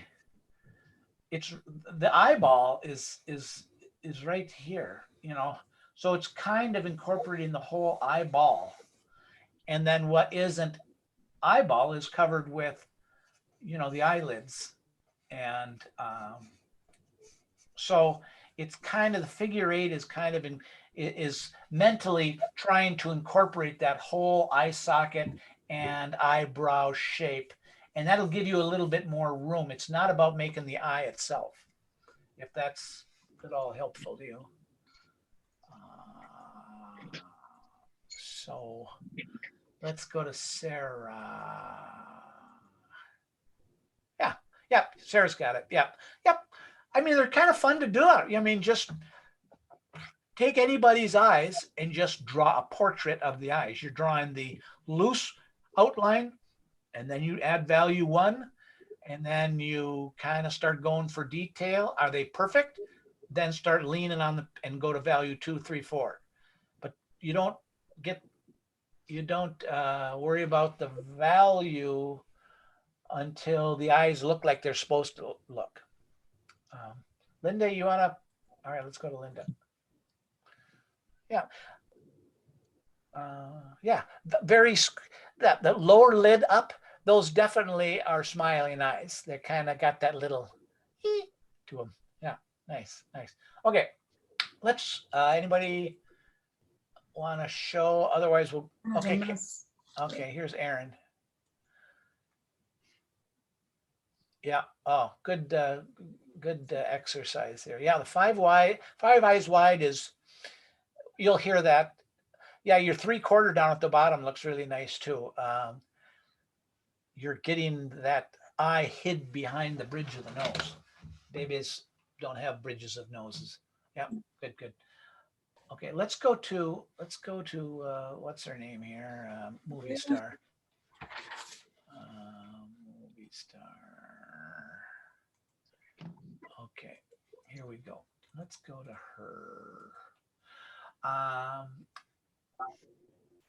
Okay, then from this, we're going to go to, I just want to do the same kind of thing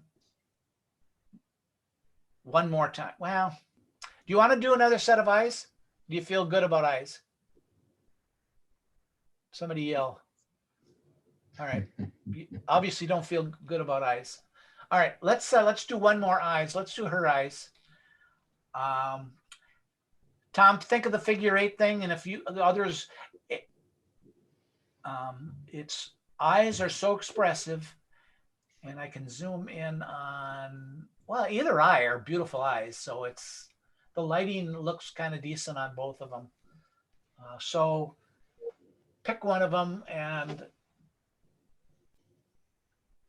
she's got like a little smile lines on her eyes, very subtle, if you can see that. Look at this. Again, when we draw eyes, let me point out here. Notice this chubby part right here, this little fat above the eye ends right here. It makes this part stick out and catch light. Then you may not see it even on this shot here. It's not real obvious, but there's a difference between the lighting up here and there's the lighting down here that's reflecting light.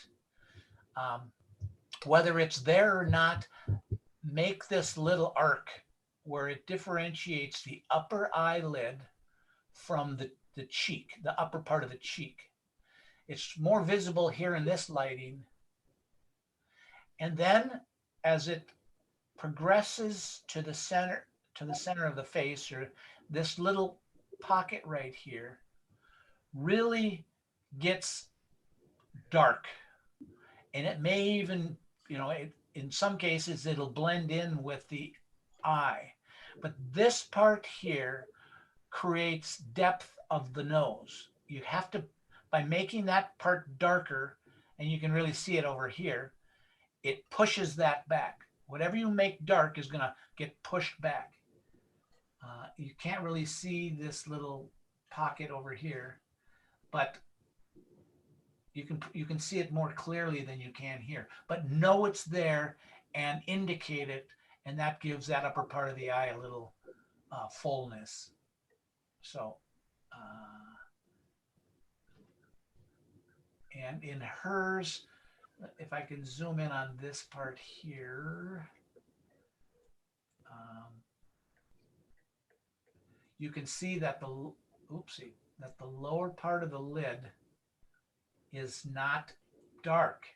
The lower part of the lid is light. This is not a black line here. The black line is the bottom of her iris. That establishes the bottom eyelid because the eyelid is not black. It's lighter. So don't necessarily put a black line under the eye like you would want to. There's a black line on the shadow of the upper eyelid, but there is not a black line on the lower eyelid. And even on this one, you can kind of, she has a little bit more makeup visible on this one, and that's fine, but just a tendency is that people want to draw that almond shape black line all the way around, and I'm just pointing that out that it's not there. Okay. Yeah, the picture on the right definitely shows that the lower eyelid is kind of arcing up. That other example wasn't showing it arcing up. It was, but it's not arcing down like it would be on a person that is not smiling.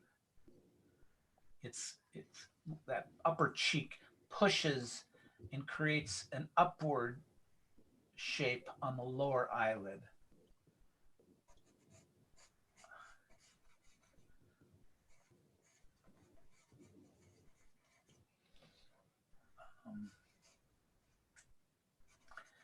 Upper eyelids always overlap lower eyelids. What I was just saying to Sarah is just emphasizing this part as it comes up is shadow, because this is the shadow part of the eye. But in reality, even when we paint it, this shadow, it all becomes a shape like this, and it kind of comes around, and we can see this as a shape. And that shape is dark because it's shadowed by the upper eyelid. Okay. So there's, and that's the last value is just, and then it's kind of the final line. And depending on what color eye they have, it's just, it's the final step of the drawing that you guys may not be getting to. I'm just kind of keeping things going here. So this is all shadowed. And then too, if I was to do this eye here, I'll show that other example. This eye, my style is I put a little C in there. Now this side of the eye kind of can look dead. See, I'll just make it look dead. Okay. It looks kind of dead, but if I were at the end to come along here and dampen that and lift right here, just right there. And all of a sudden, not up there where the shadow is, but right there, and the eye comes alive. Versus a dead eye. Just that little glint in there, just that little lift or highlight. Kind of a dead eye, because it's a dark brown eye, let's say. And then one that has a little bit of a lift there, and the eye, poof, has life. On the back side, the glint, the light, I'm showing the light from this side on that back side. Isn't that neat? Oh man, no. Maybe there's a little shadow here. And then the edges of the eyes are always darker. But anyways, that's may not be there, but if you put it there, it'll make the eyes come alive. Also, if you are there's a tear line right here, and actually there's a little glint in there. If you take and scratch an edge, you can add a little extra. Okay. Okay, let's get, what are we at here? I want to get into my musicians.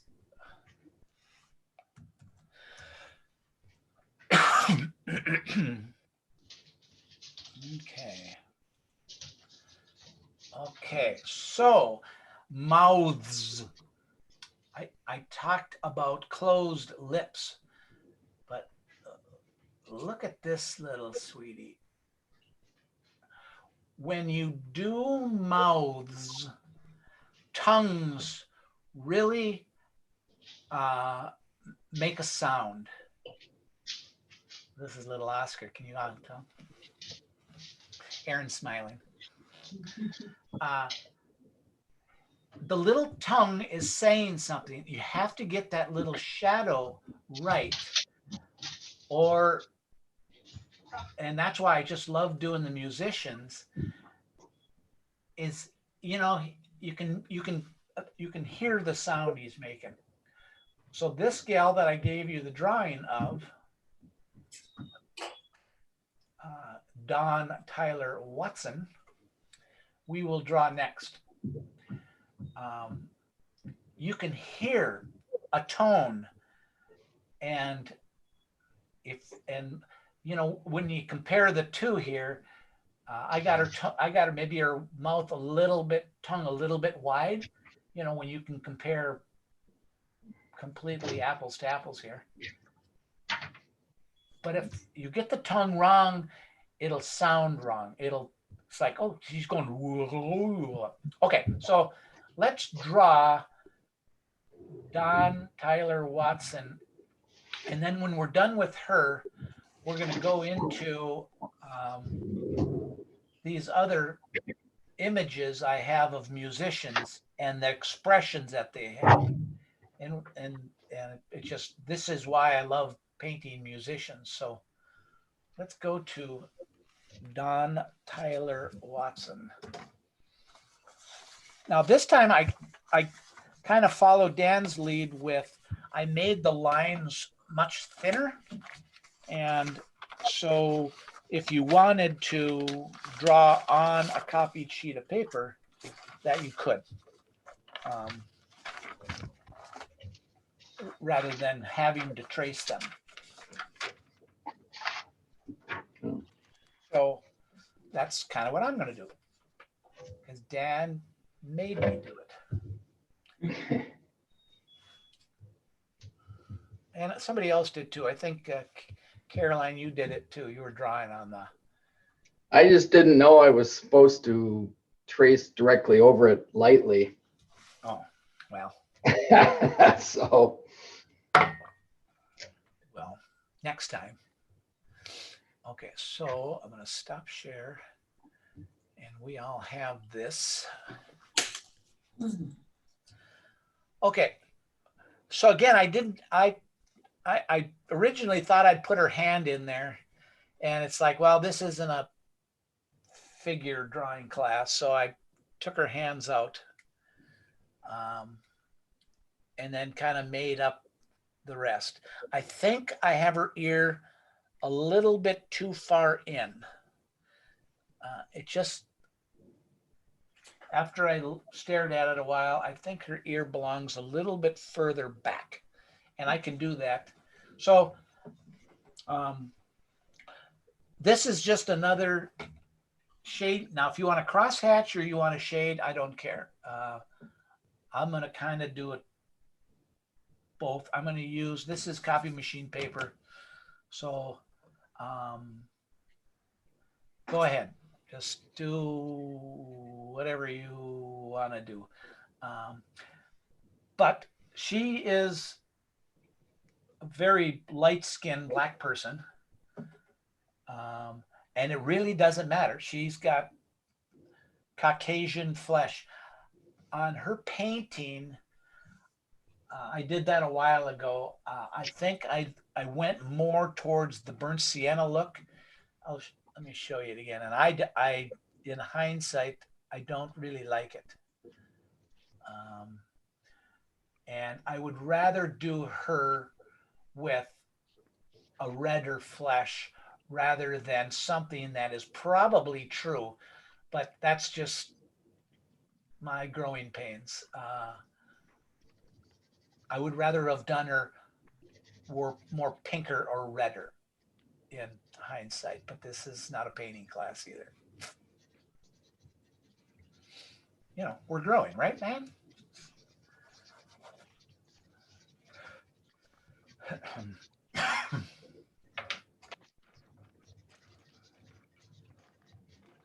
So do Don, and I will do Don.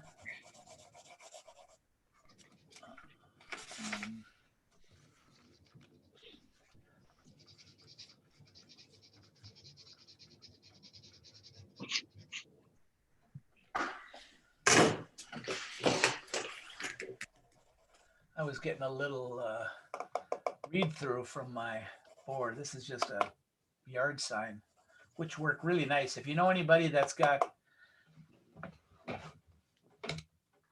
fast political views, you get their yard signs. So she's one value dark.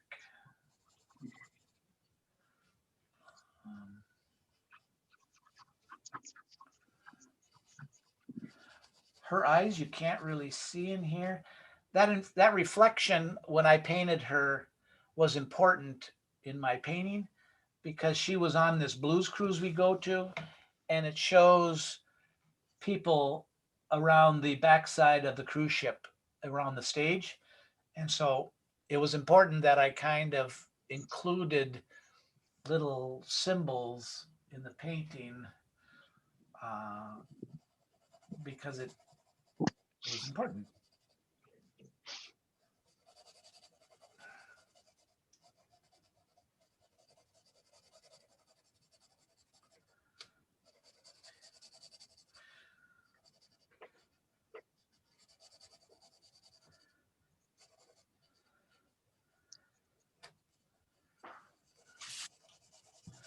I guess in darker skinned people, the first value could be almost a value darker instead of what I would call a value 9. You might make them a value 8, which is one little tiny bit darker, just because they're darker to start with. Oh.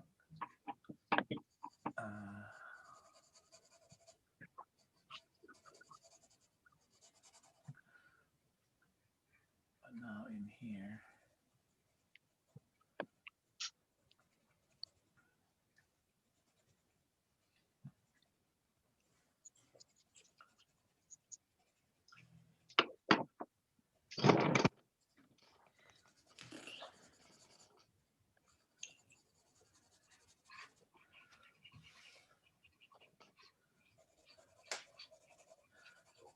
So if we were starting with toned paper, I wouldn't have to do this step, because this is what comes with the paper. All right. So I would say what I have right now is toned paper and the first wash of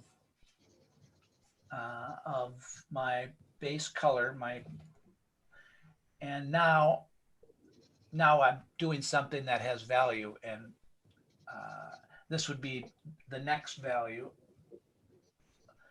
And now you can keep going here. And squinting. She doesn't really have any highlights in her hair, so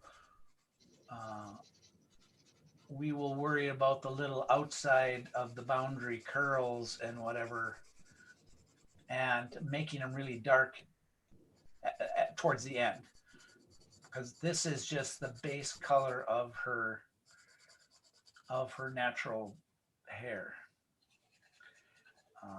It's brown. Oh, well, I don't know about drawing hair, but when you paint hair, don't paint to the edge of the hair, because at the very end stages of the painting, your brush will create the threads and the soft little edges of the hair. You're going to do that at the 95%. You're going to start to come out with these little whatevers after. You don't care about those.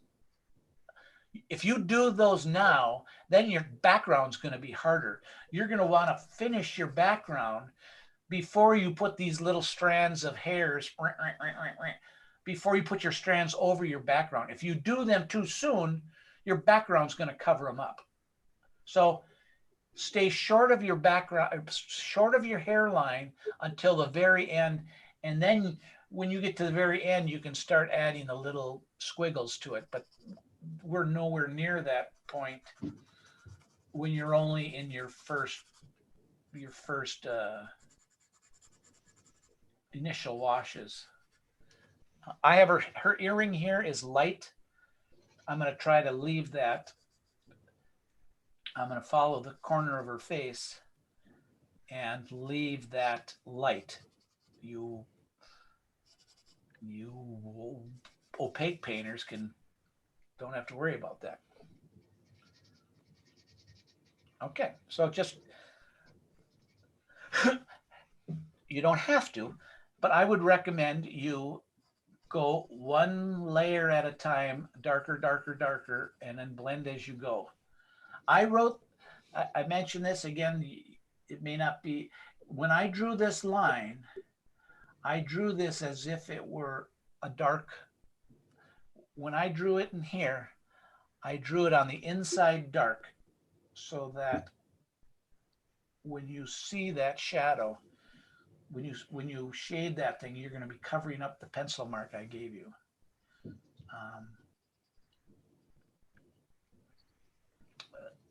If that isn't clear, it will be clear when you do a few more of these.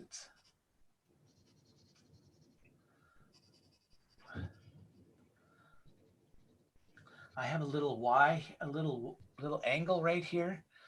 this little angle, I have it on both sides of the nostrils. This is that important break that's right at the tip, right there, where the ball of her nose comes around and her nostril is behind it. This part of her nose is in front of this flare of her nostril. So this part comes out and this part comes out, and the nostril is behind the tip of her nose. That is important because one is in front of the other.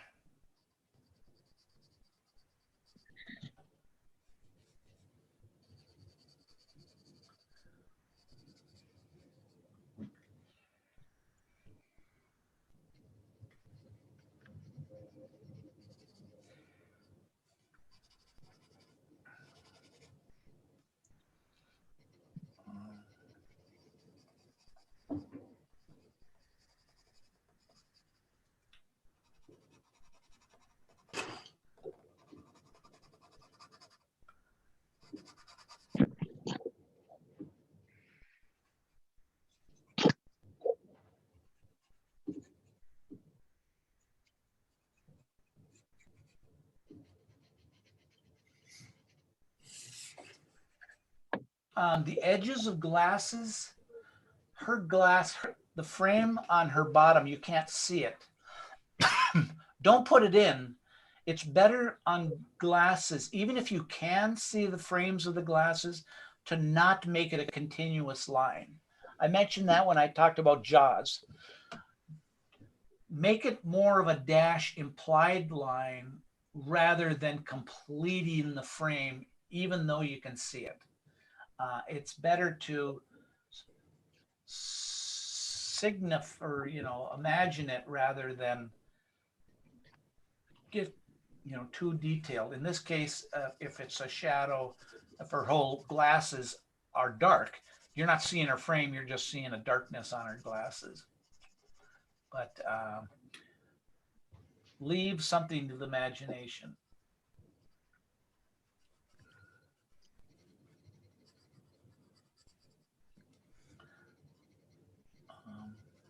On watercolor, when I do teeth, I put these little triangles because you don't want to have lines going all the way through the teeth. You want to have a white line kind of that goes through it. Otherwise, they attract too much attention by having little teeth shape. So by having a little bit of a triangle gum line, it kind of says, well, that's where the teeth are splitting. And like Tom says, the back teeth are even more toilet bowl-ish, but the teeth are not white. Hers are very white, but they're not white. So they progressively. Yeah, a lot of it is the contrast between the color of your teeth and the skin. If you have a teeth on a geisha girl look yellow, even though they're just as white as, say, this lady's. Yeah. Right. And when you're seeing it compared to this dark cavernness behind her mouth, right. It really pops them out. And she probably has some professional work done, but maybe not. She's a pretty gal.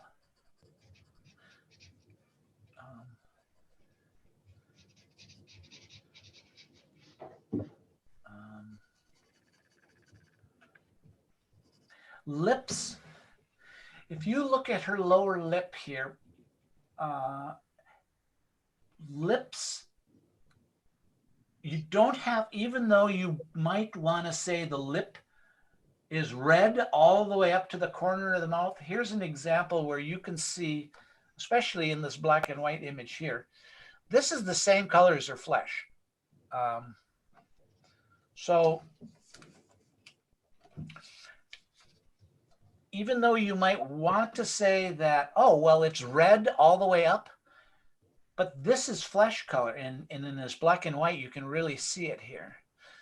Let it be flesh color. It doesn't, I put dots on here, but it's really, I wish I hadn't put those dots there. Here it's darker because it's kind of under her lip, and then there's kind of a highlight shape, and then there's another highlight shape here that could very well be the white of the paper. It just says she's got moist lips, and there's a little teeth line there. But if ever on a jawline, well, on her jawline, you can't see her jawline here. I put a dot here for some silly reason, but you can't see her jaw up there. Don't feel you need to, whether you can see her jawline or not, don't put the jawline in. Let the viewer imagine there's a jawline. It doesn't need to be as complete as the original photo.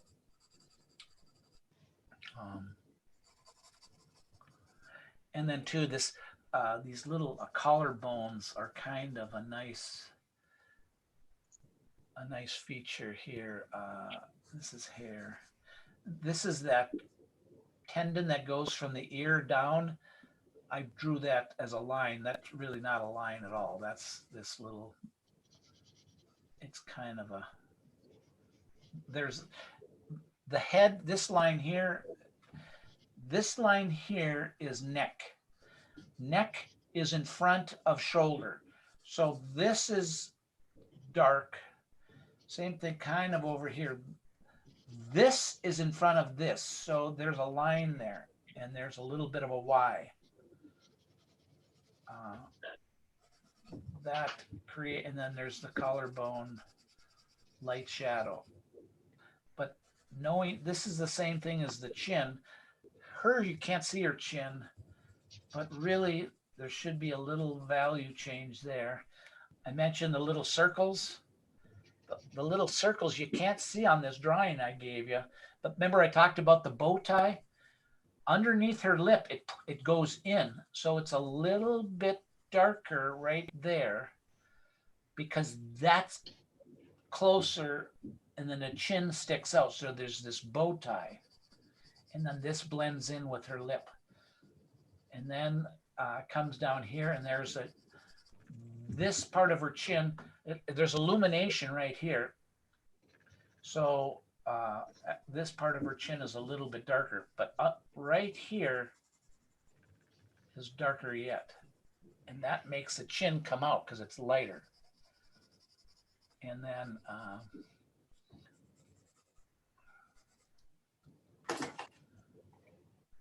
so I guess I wish I didn't draw it on the dotted lines, because the dotted lines still, they're too bold. I don't think I would do that again. They're just too distracting. They're not too much information.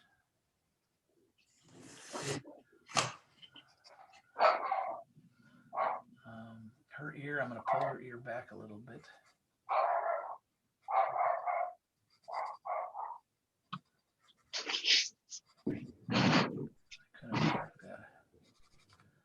All right, so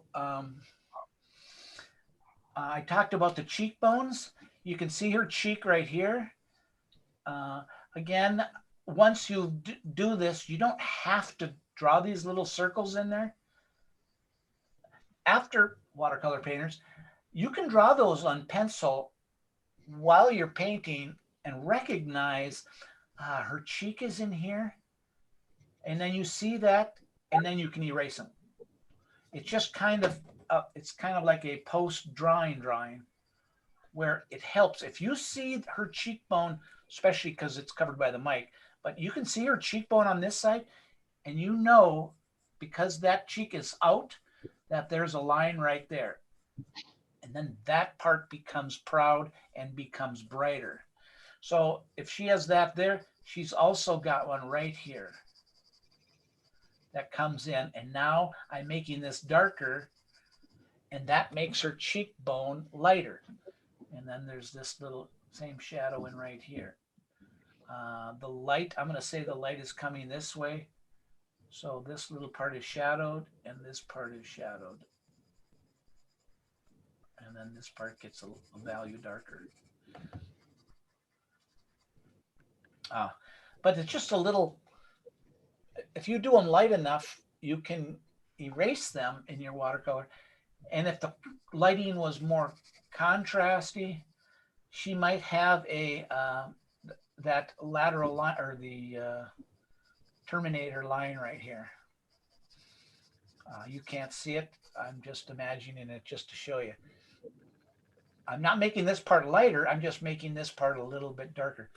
And maybe behind her glasses is a little darker because the glasses are shading it.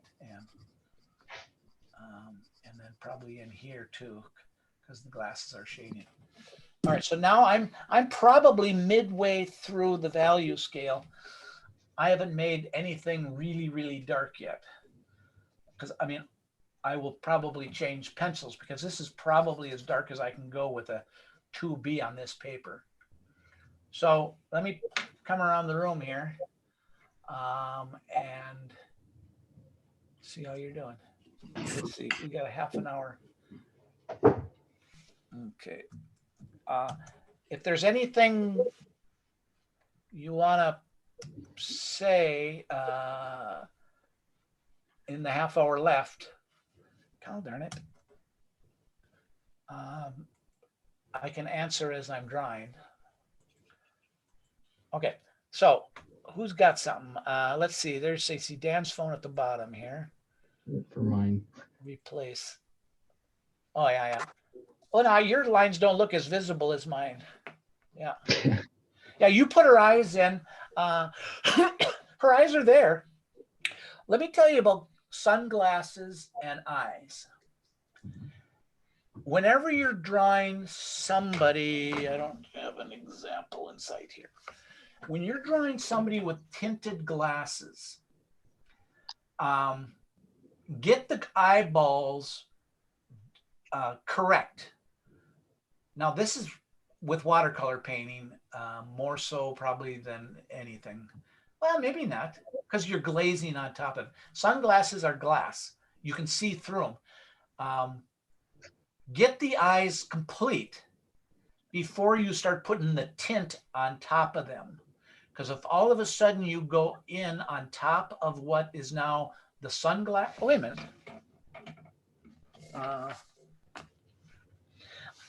Let's see.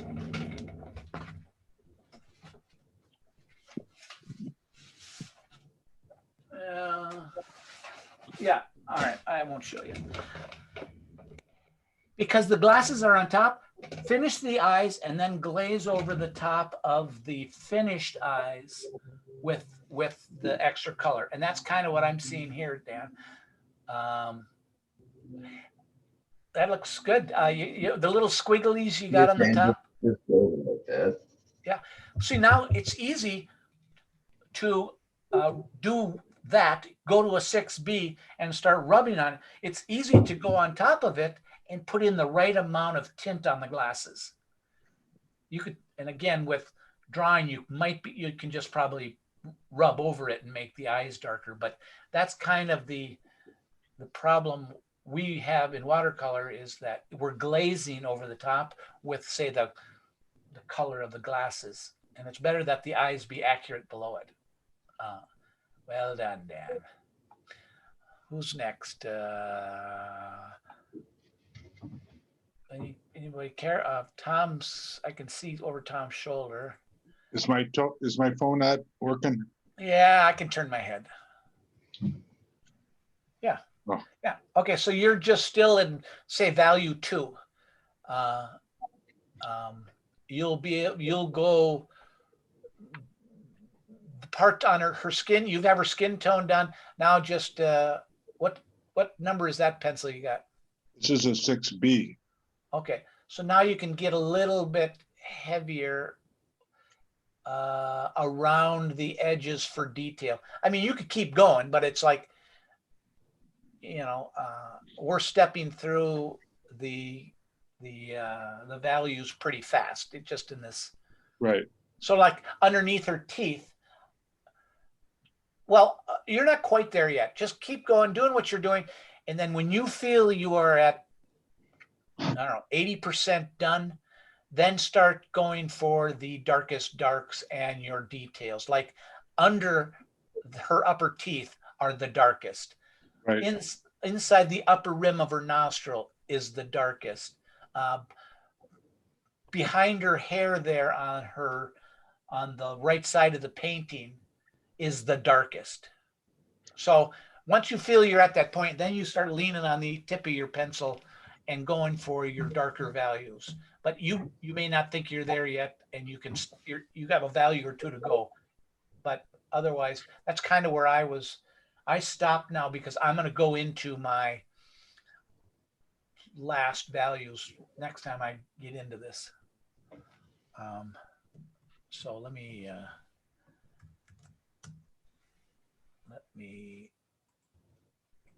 see if I can get into. Okay, let's see who's also ready here. There's, okay. Yeah, very nice. Yep. See, now you're getting into the final value of darkness. You have her mouth. You could shade the roundness of her tongue a little bit. It looks pretty contrasty, like dark to light. And that's just, you could probably use your finger to do it. But try to visualize what sound is she making. And that's just, you know, and so you're at the final stage. Do the sides of her neck and her hair. Give her hair a little bit more tonal value. You kind of got it squiggly. I can see the lights through it because you went right to the darker hair. Give her a value. Here, let me show you. Give her a value of tone on her hair like this. Replace spotlight. This is just a tone on her hair. You kind of skipped this step and went right to the squiggles of her hair. So I haven't gotten to the, you know, the squiggles of her hair because I don't have any light of the paper. You still show light of the paper. So I still have this yet to do. But again, it's just whatever stage I caught you at.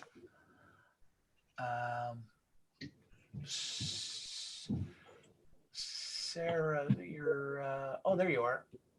Let's see, where is the- Replace. Yeah. So you have, yeah, now you're moving up to her hair. The back of her hair is nice and dark. You just haven't got up to the top of her hair yet. Nope. It's still, yeah. Good, good. What pencil are you on, Sarah? HB. Oh, still on HB. Oh, okay. Mhm. So you can, when you go to her hair and you can move into your 4Bs or whatever, might Right. make it a little easier. You have the face drawn out just fine. You traced this one? No. You eyeballed I it? did your dots. Okay. And Oh, I then see. I traced your dots and then I drew in my lines. Okay. Yeah, looks good. Yeah. I just have studied this painting because, if you can see, you have the reflection in her eye on her glasses going flat. Well, the curvature of her lenses make it kind of arc shaped. And that's just kind of something I know because I've stared at this image a million times. You see, yeah, it just kind of arc shapes up. Yeah, it's just because the lens is arc shaped. You know, they're rounded. They're more reflecting. It just kind of creates, instead of being a flat lens, it makes you think that it's around. You know, it's a curved lens. Okay. You know, that's just all right. Anybody else? All right, let me Picture just wasn't working for me, so I just have some scratchiness. scratchiness. So she I looks like have, protesting, not singing. Wait, that's not even- Yeah, screaming.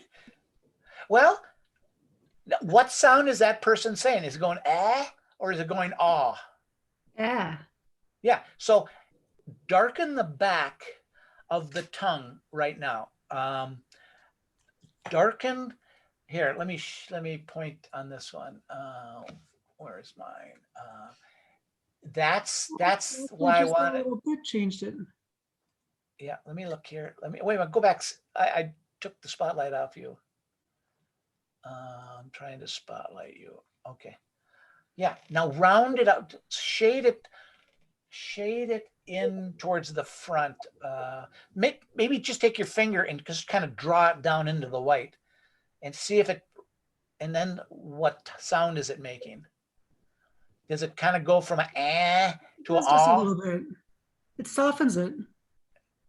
Yeah, it still looks eh. Yeah.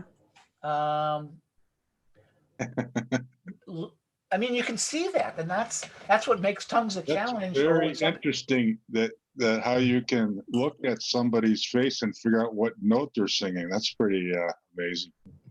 Do you agree? I Yeah. agree. It's just interesting. Yeah, it's just that shape. It's just the,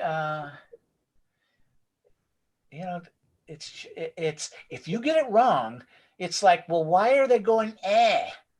I don't know if that's better or not. Yeah. Darken the bottom side of the teeth. So you're pushing the back side of the mouth. You're making the back of the mouth more. And so the tongue, so there's a value difference between the back of the mouth and the back of the tongue.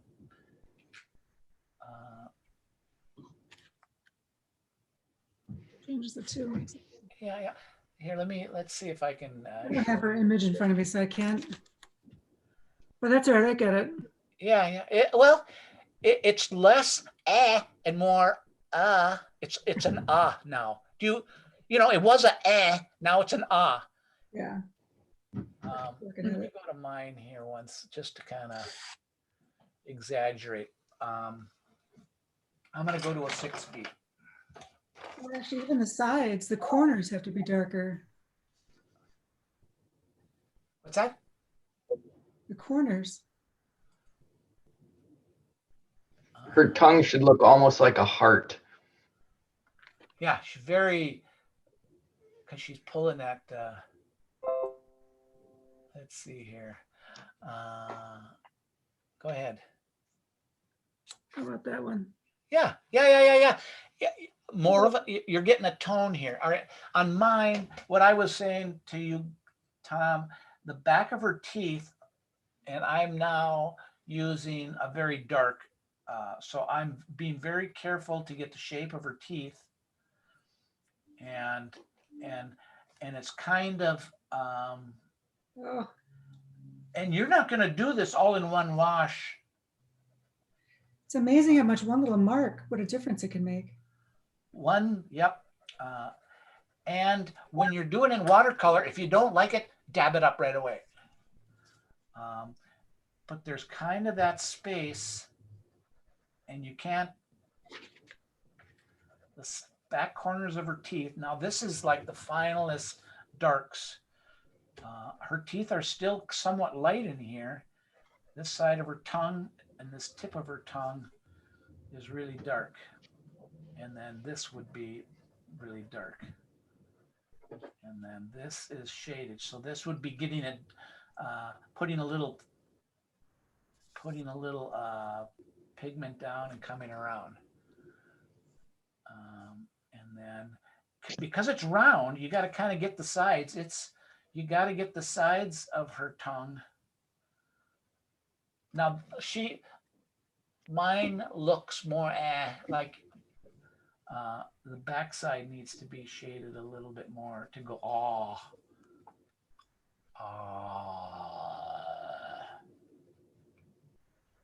I think it has to do with her cheeks too, being kind of up. Yeah. But when you're trying to get a sound, go slow and do it in very little washes. Okay, so I'm on 6B now, and again, I'm going for the final value, and I don't need to be showing off here. Okay. But I was talking to some of you right now. This is the darkest dark. We haven't talked at all about composition, and we can a little bit right now, because when you do a portrait, the darkest dark and the lightest light creates the most interest, or grabs the most attention. So if you want it to be on the front of her face, like say over here, you get this line correct. And if I come in here and I make this really, really dark over here, this side of her face will create, and I can leave some highlights in her hair. I'm pushing so hard, I'm transmitting through this plastic here. Try to avoid that. Well, now it's texture. Okay. This darkness over here brings all the attention there to her earring and to some highlights on her head.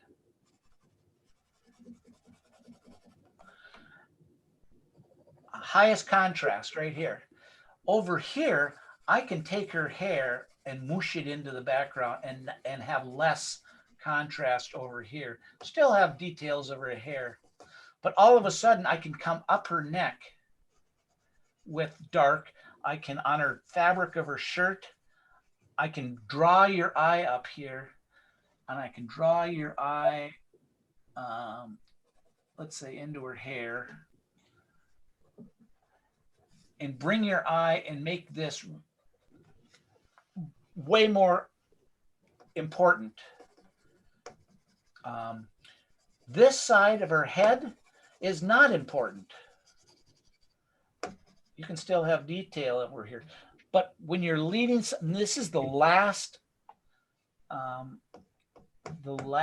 again, when you're into this final value, this is when you pause and you decide, do I have the attention going to where I want the attention? Do I have too much attention on her nostrils? Do I have too much attention, am I out of balance somewhere? And you still have time to change it. But I call it, I say it's more around the 80% point. You stop and you say, before you get into your darkest value, you say, okay, is the attention going to where I want it to go, or is it being distracted over here by some crazy shape that I accidentally added in? So leave yourself room to leave the biggest contrast, and the dots coming up in your painting lead you up to where you want somebody to look. You want her to look at her eye right here and this interest in her glasses. And the V-neck, she's got this kind of a shape in her fabric here. You can accentuate that a little bit. That's just a compositional. And then, 80%, now I'm starting to notice her lip a little bit more, and underneath her lip a little bit more. But that's all at the very, very final point. Okay. All right.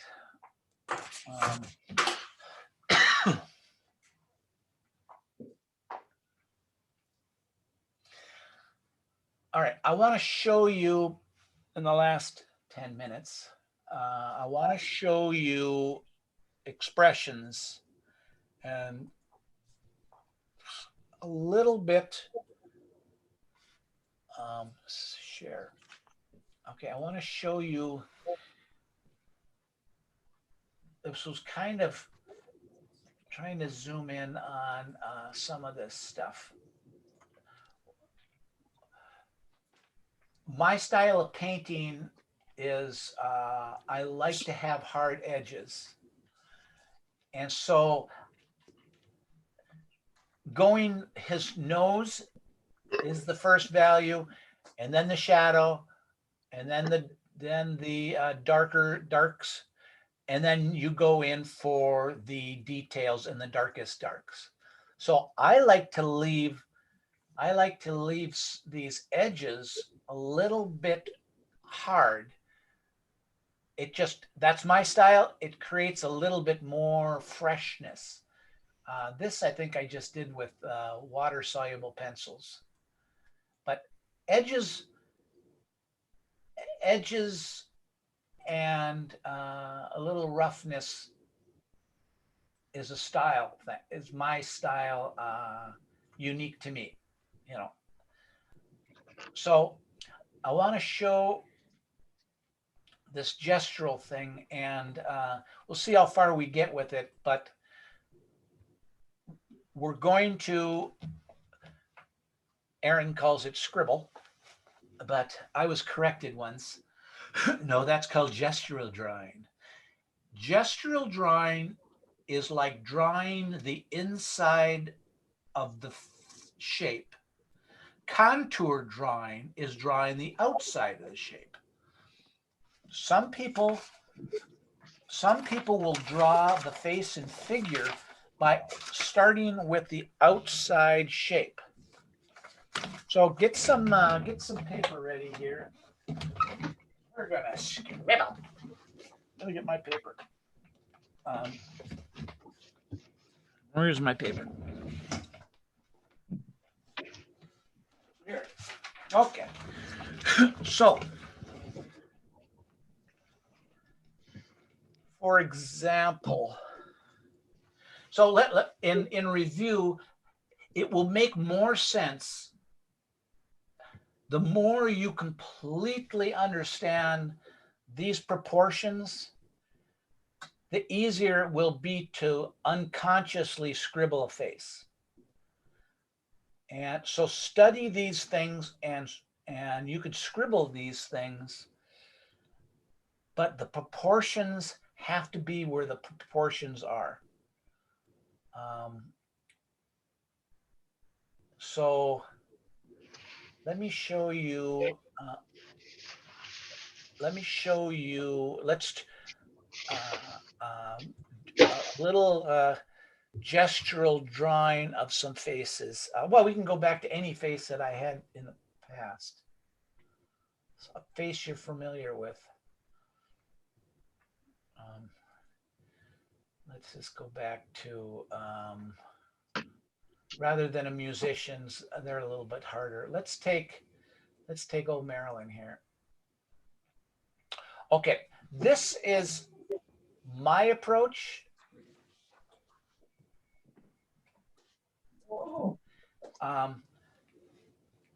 And let me do her gesturally at full speed, and then I will just kind of maybe do the one next to it at less speed. Okay, so they don't teach this at the atelier. Right? I mean, I don't teach Oh, no. Okay, here we go. I just love this style of drawing, and I would like to teach this from the first point. Here she is. Okay, so let me go to my stop share here.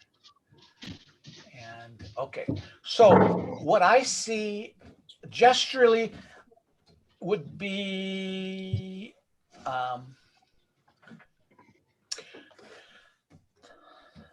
so I'll talk a little bit through it. So I'll have to use charcoal in order for you to see it.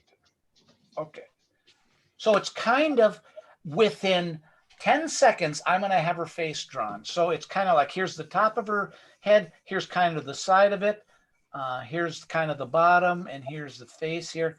And then I know her eyes are kind of in the middle. Here's her nose right here. Here's her mouth kind of in this relative shape. Here's her face, here's this. And now I see her shoulders point at her, I see her shoulders kind of point at her chin. This shoulder kind of points up at her mouth and then over under her chin.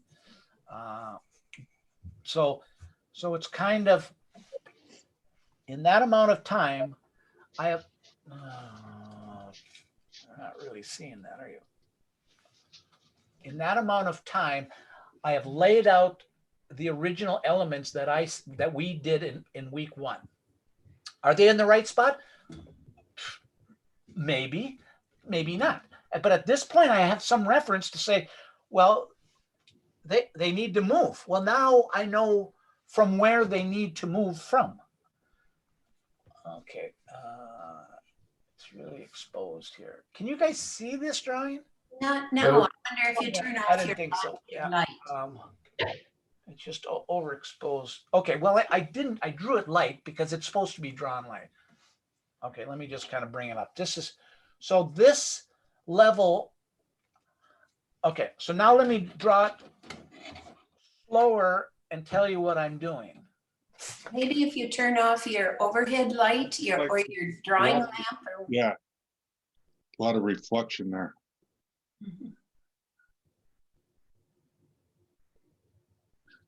But it just compensates because it sees dark and white. Okay, well, I'm gonna just so what the steps to do. Let me just go back to her in the interest of time here. Rats, I'm running out of time. Is you know how tall her hair is. You know this part of her face. You know where her chin is, and you kind of set the boundaries. You set her boundaries. Now, knowing her eyes are kind of in the middle, you can kind of scribble in kind of in the middle here. And you're looking at the reference directly to kind of say, this is who I'm trying to draw, but my lines are not definitive. I'm drawing them dark just so you can see them, but you don't even have to draw on the paper so much as mentally you're kind of seeing where they should be. I don't know, this isn't the right line over here, but I have something to say, oh, it's too wide. I have a reference point. So you can come in here and narrow it, and it kind of comes across, and then her shirt comes down around here. This side is way too wide. Well, I have a place to reference it from. So now I can maybe put in her ear and come in. But that first stage, that first 10 seconds gave me at least a roadmap from where to start my drawing from, rather than being so slow and methodical. You just kind of lay in shapes and then you correct from them. So it's I don't have quite the time that I thought I would have to kind of go through this, but it's when I draw a landscape, it's the same kind of thing. You have a format, and you say, I want like Spirit Mountain, the classical. So I want the mountain to be kind of, or the rock to be over here, and then I want that thing to be here, and I want the water to be here, and I want the horizon line here, and how tall is the lighthouse, and how that little building there, and all the rocks and lever. But that's how you start a landscape, and then there's this little shore right here. But that's, you lay out any drawing in 10 seconds based on, here's the sheet of paper I have, or the canvas I have. How tall do I want the lighthouse? How tall do I want that rock? Now, does it look like that? Yeah. Oh, no, I got the lighthouse too small. Well, it's in life little paper. It took me 10 seconds to do this. Then you start your drawing and start refining it. But that gestural approach is different than people who start drawing saying, here is this, and here's the lighthouse, and here's the edge of the rock, and here's that little extra rock, and here's the... Scribbling lays out, it lays it out in such freedom, and you can leave those lines because they look interesting. But it takes 10 seconds to do that, and then you refine it. That's the difference between gestural drawing. Does this look like her? It might, I mean, her eyes are droopy, and now I can start to, I squint, and now here's another value, and her mouth is more open, and her lips are down here, and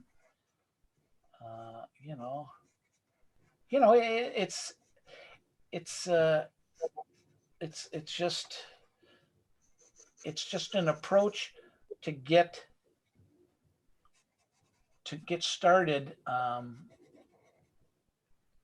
quickly, rather than being overly precise. And that's the difference between that Andrew Loomis guy, whose everything is measured and everything is precise, to starting a drawing with freshness, kind of as Erin's been showing us the whole time. She likes to scribble. Well, that's her. That's the approach I like, and I don't know if that's the right way to teach a class, but so that's kind of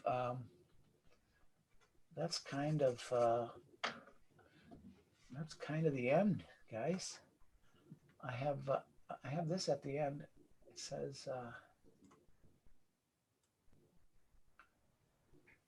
here, thank you. Oh, you can't see that. So it says thank you at the end. Just tell. Is that our cue to say thank you? That's what it says. But I'll show you my face here as I wave goodbye. So I certainly learned a lot. I got good vibes from you guys. I appreciate all your feedback and making this class better. So if the thing also, in closing, it's about, you have to do it over and over and over again. And I like this pace of 5 weeks, where you have time, if you wanted to practice in between. If this was a Friday night, Saturday, Sunday, you wouldn't have time to practice. Everything would have to be, in class, and, and don't be upset if you're not where you want to be, because it's all based on how much time you've put into it this 5 weeks, or, however many years you've been drawing. So if you want to get better, you just got to draw more.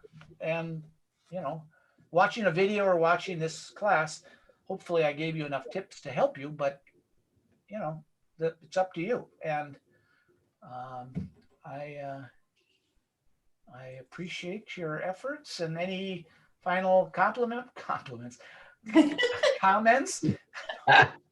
Oh, stop. Any other? I would say, I think just drawing faces.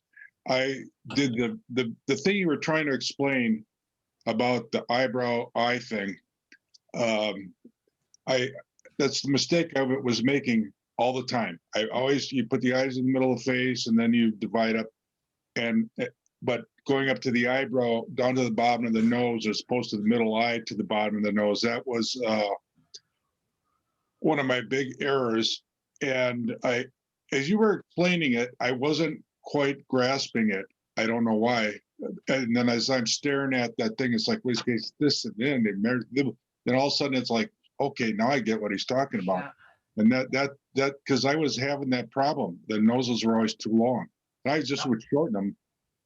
Well, I'm going to leave those lessons up, because while you're drawing, your focus is on something else, and I'm rambling on while I'm drawing these things.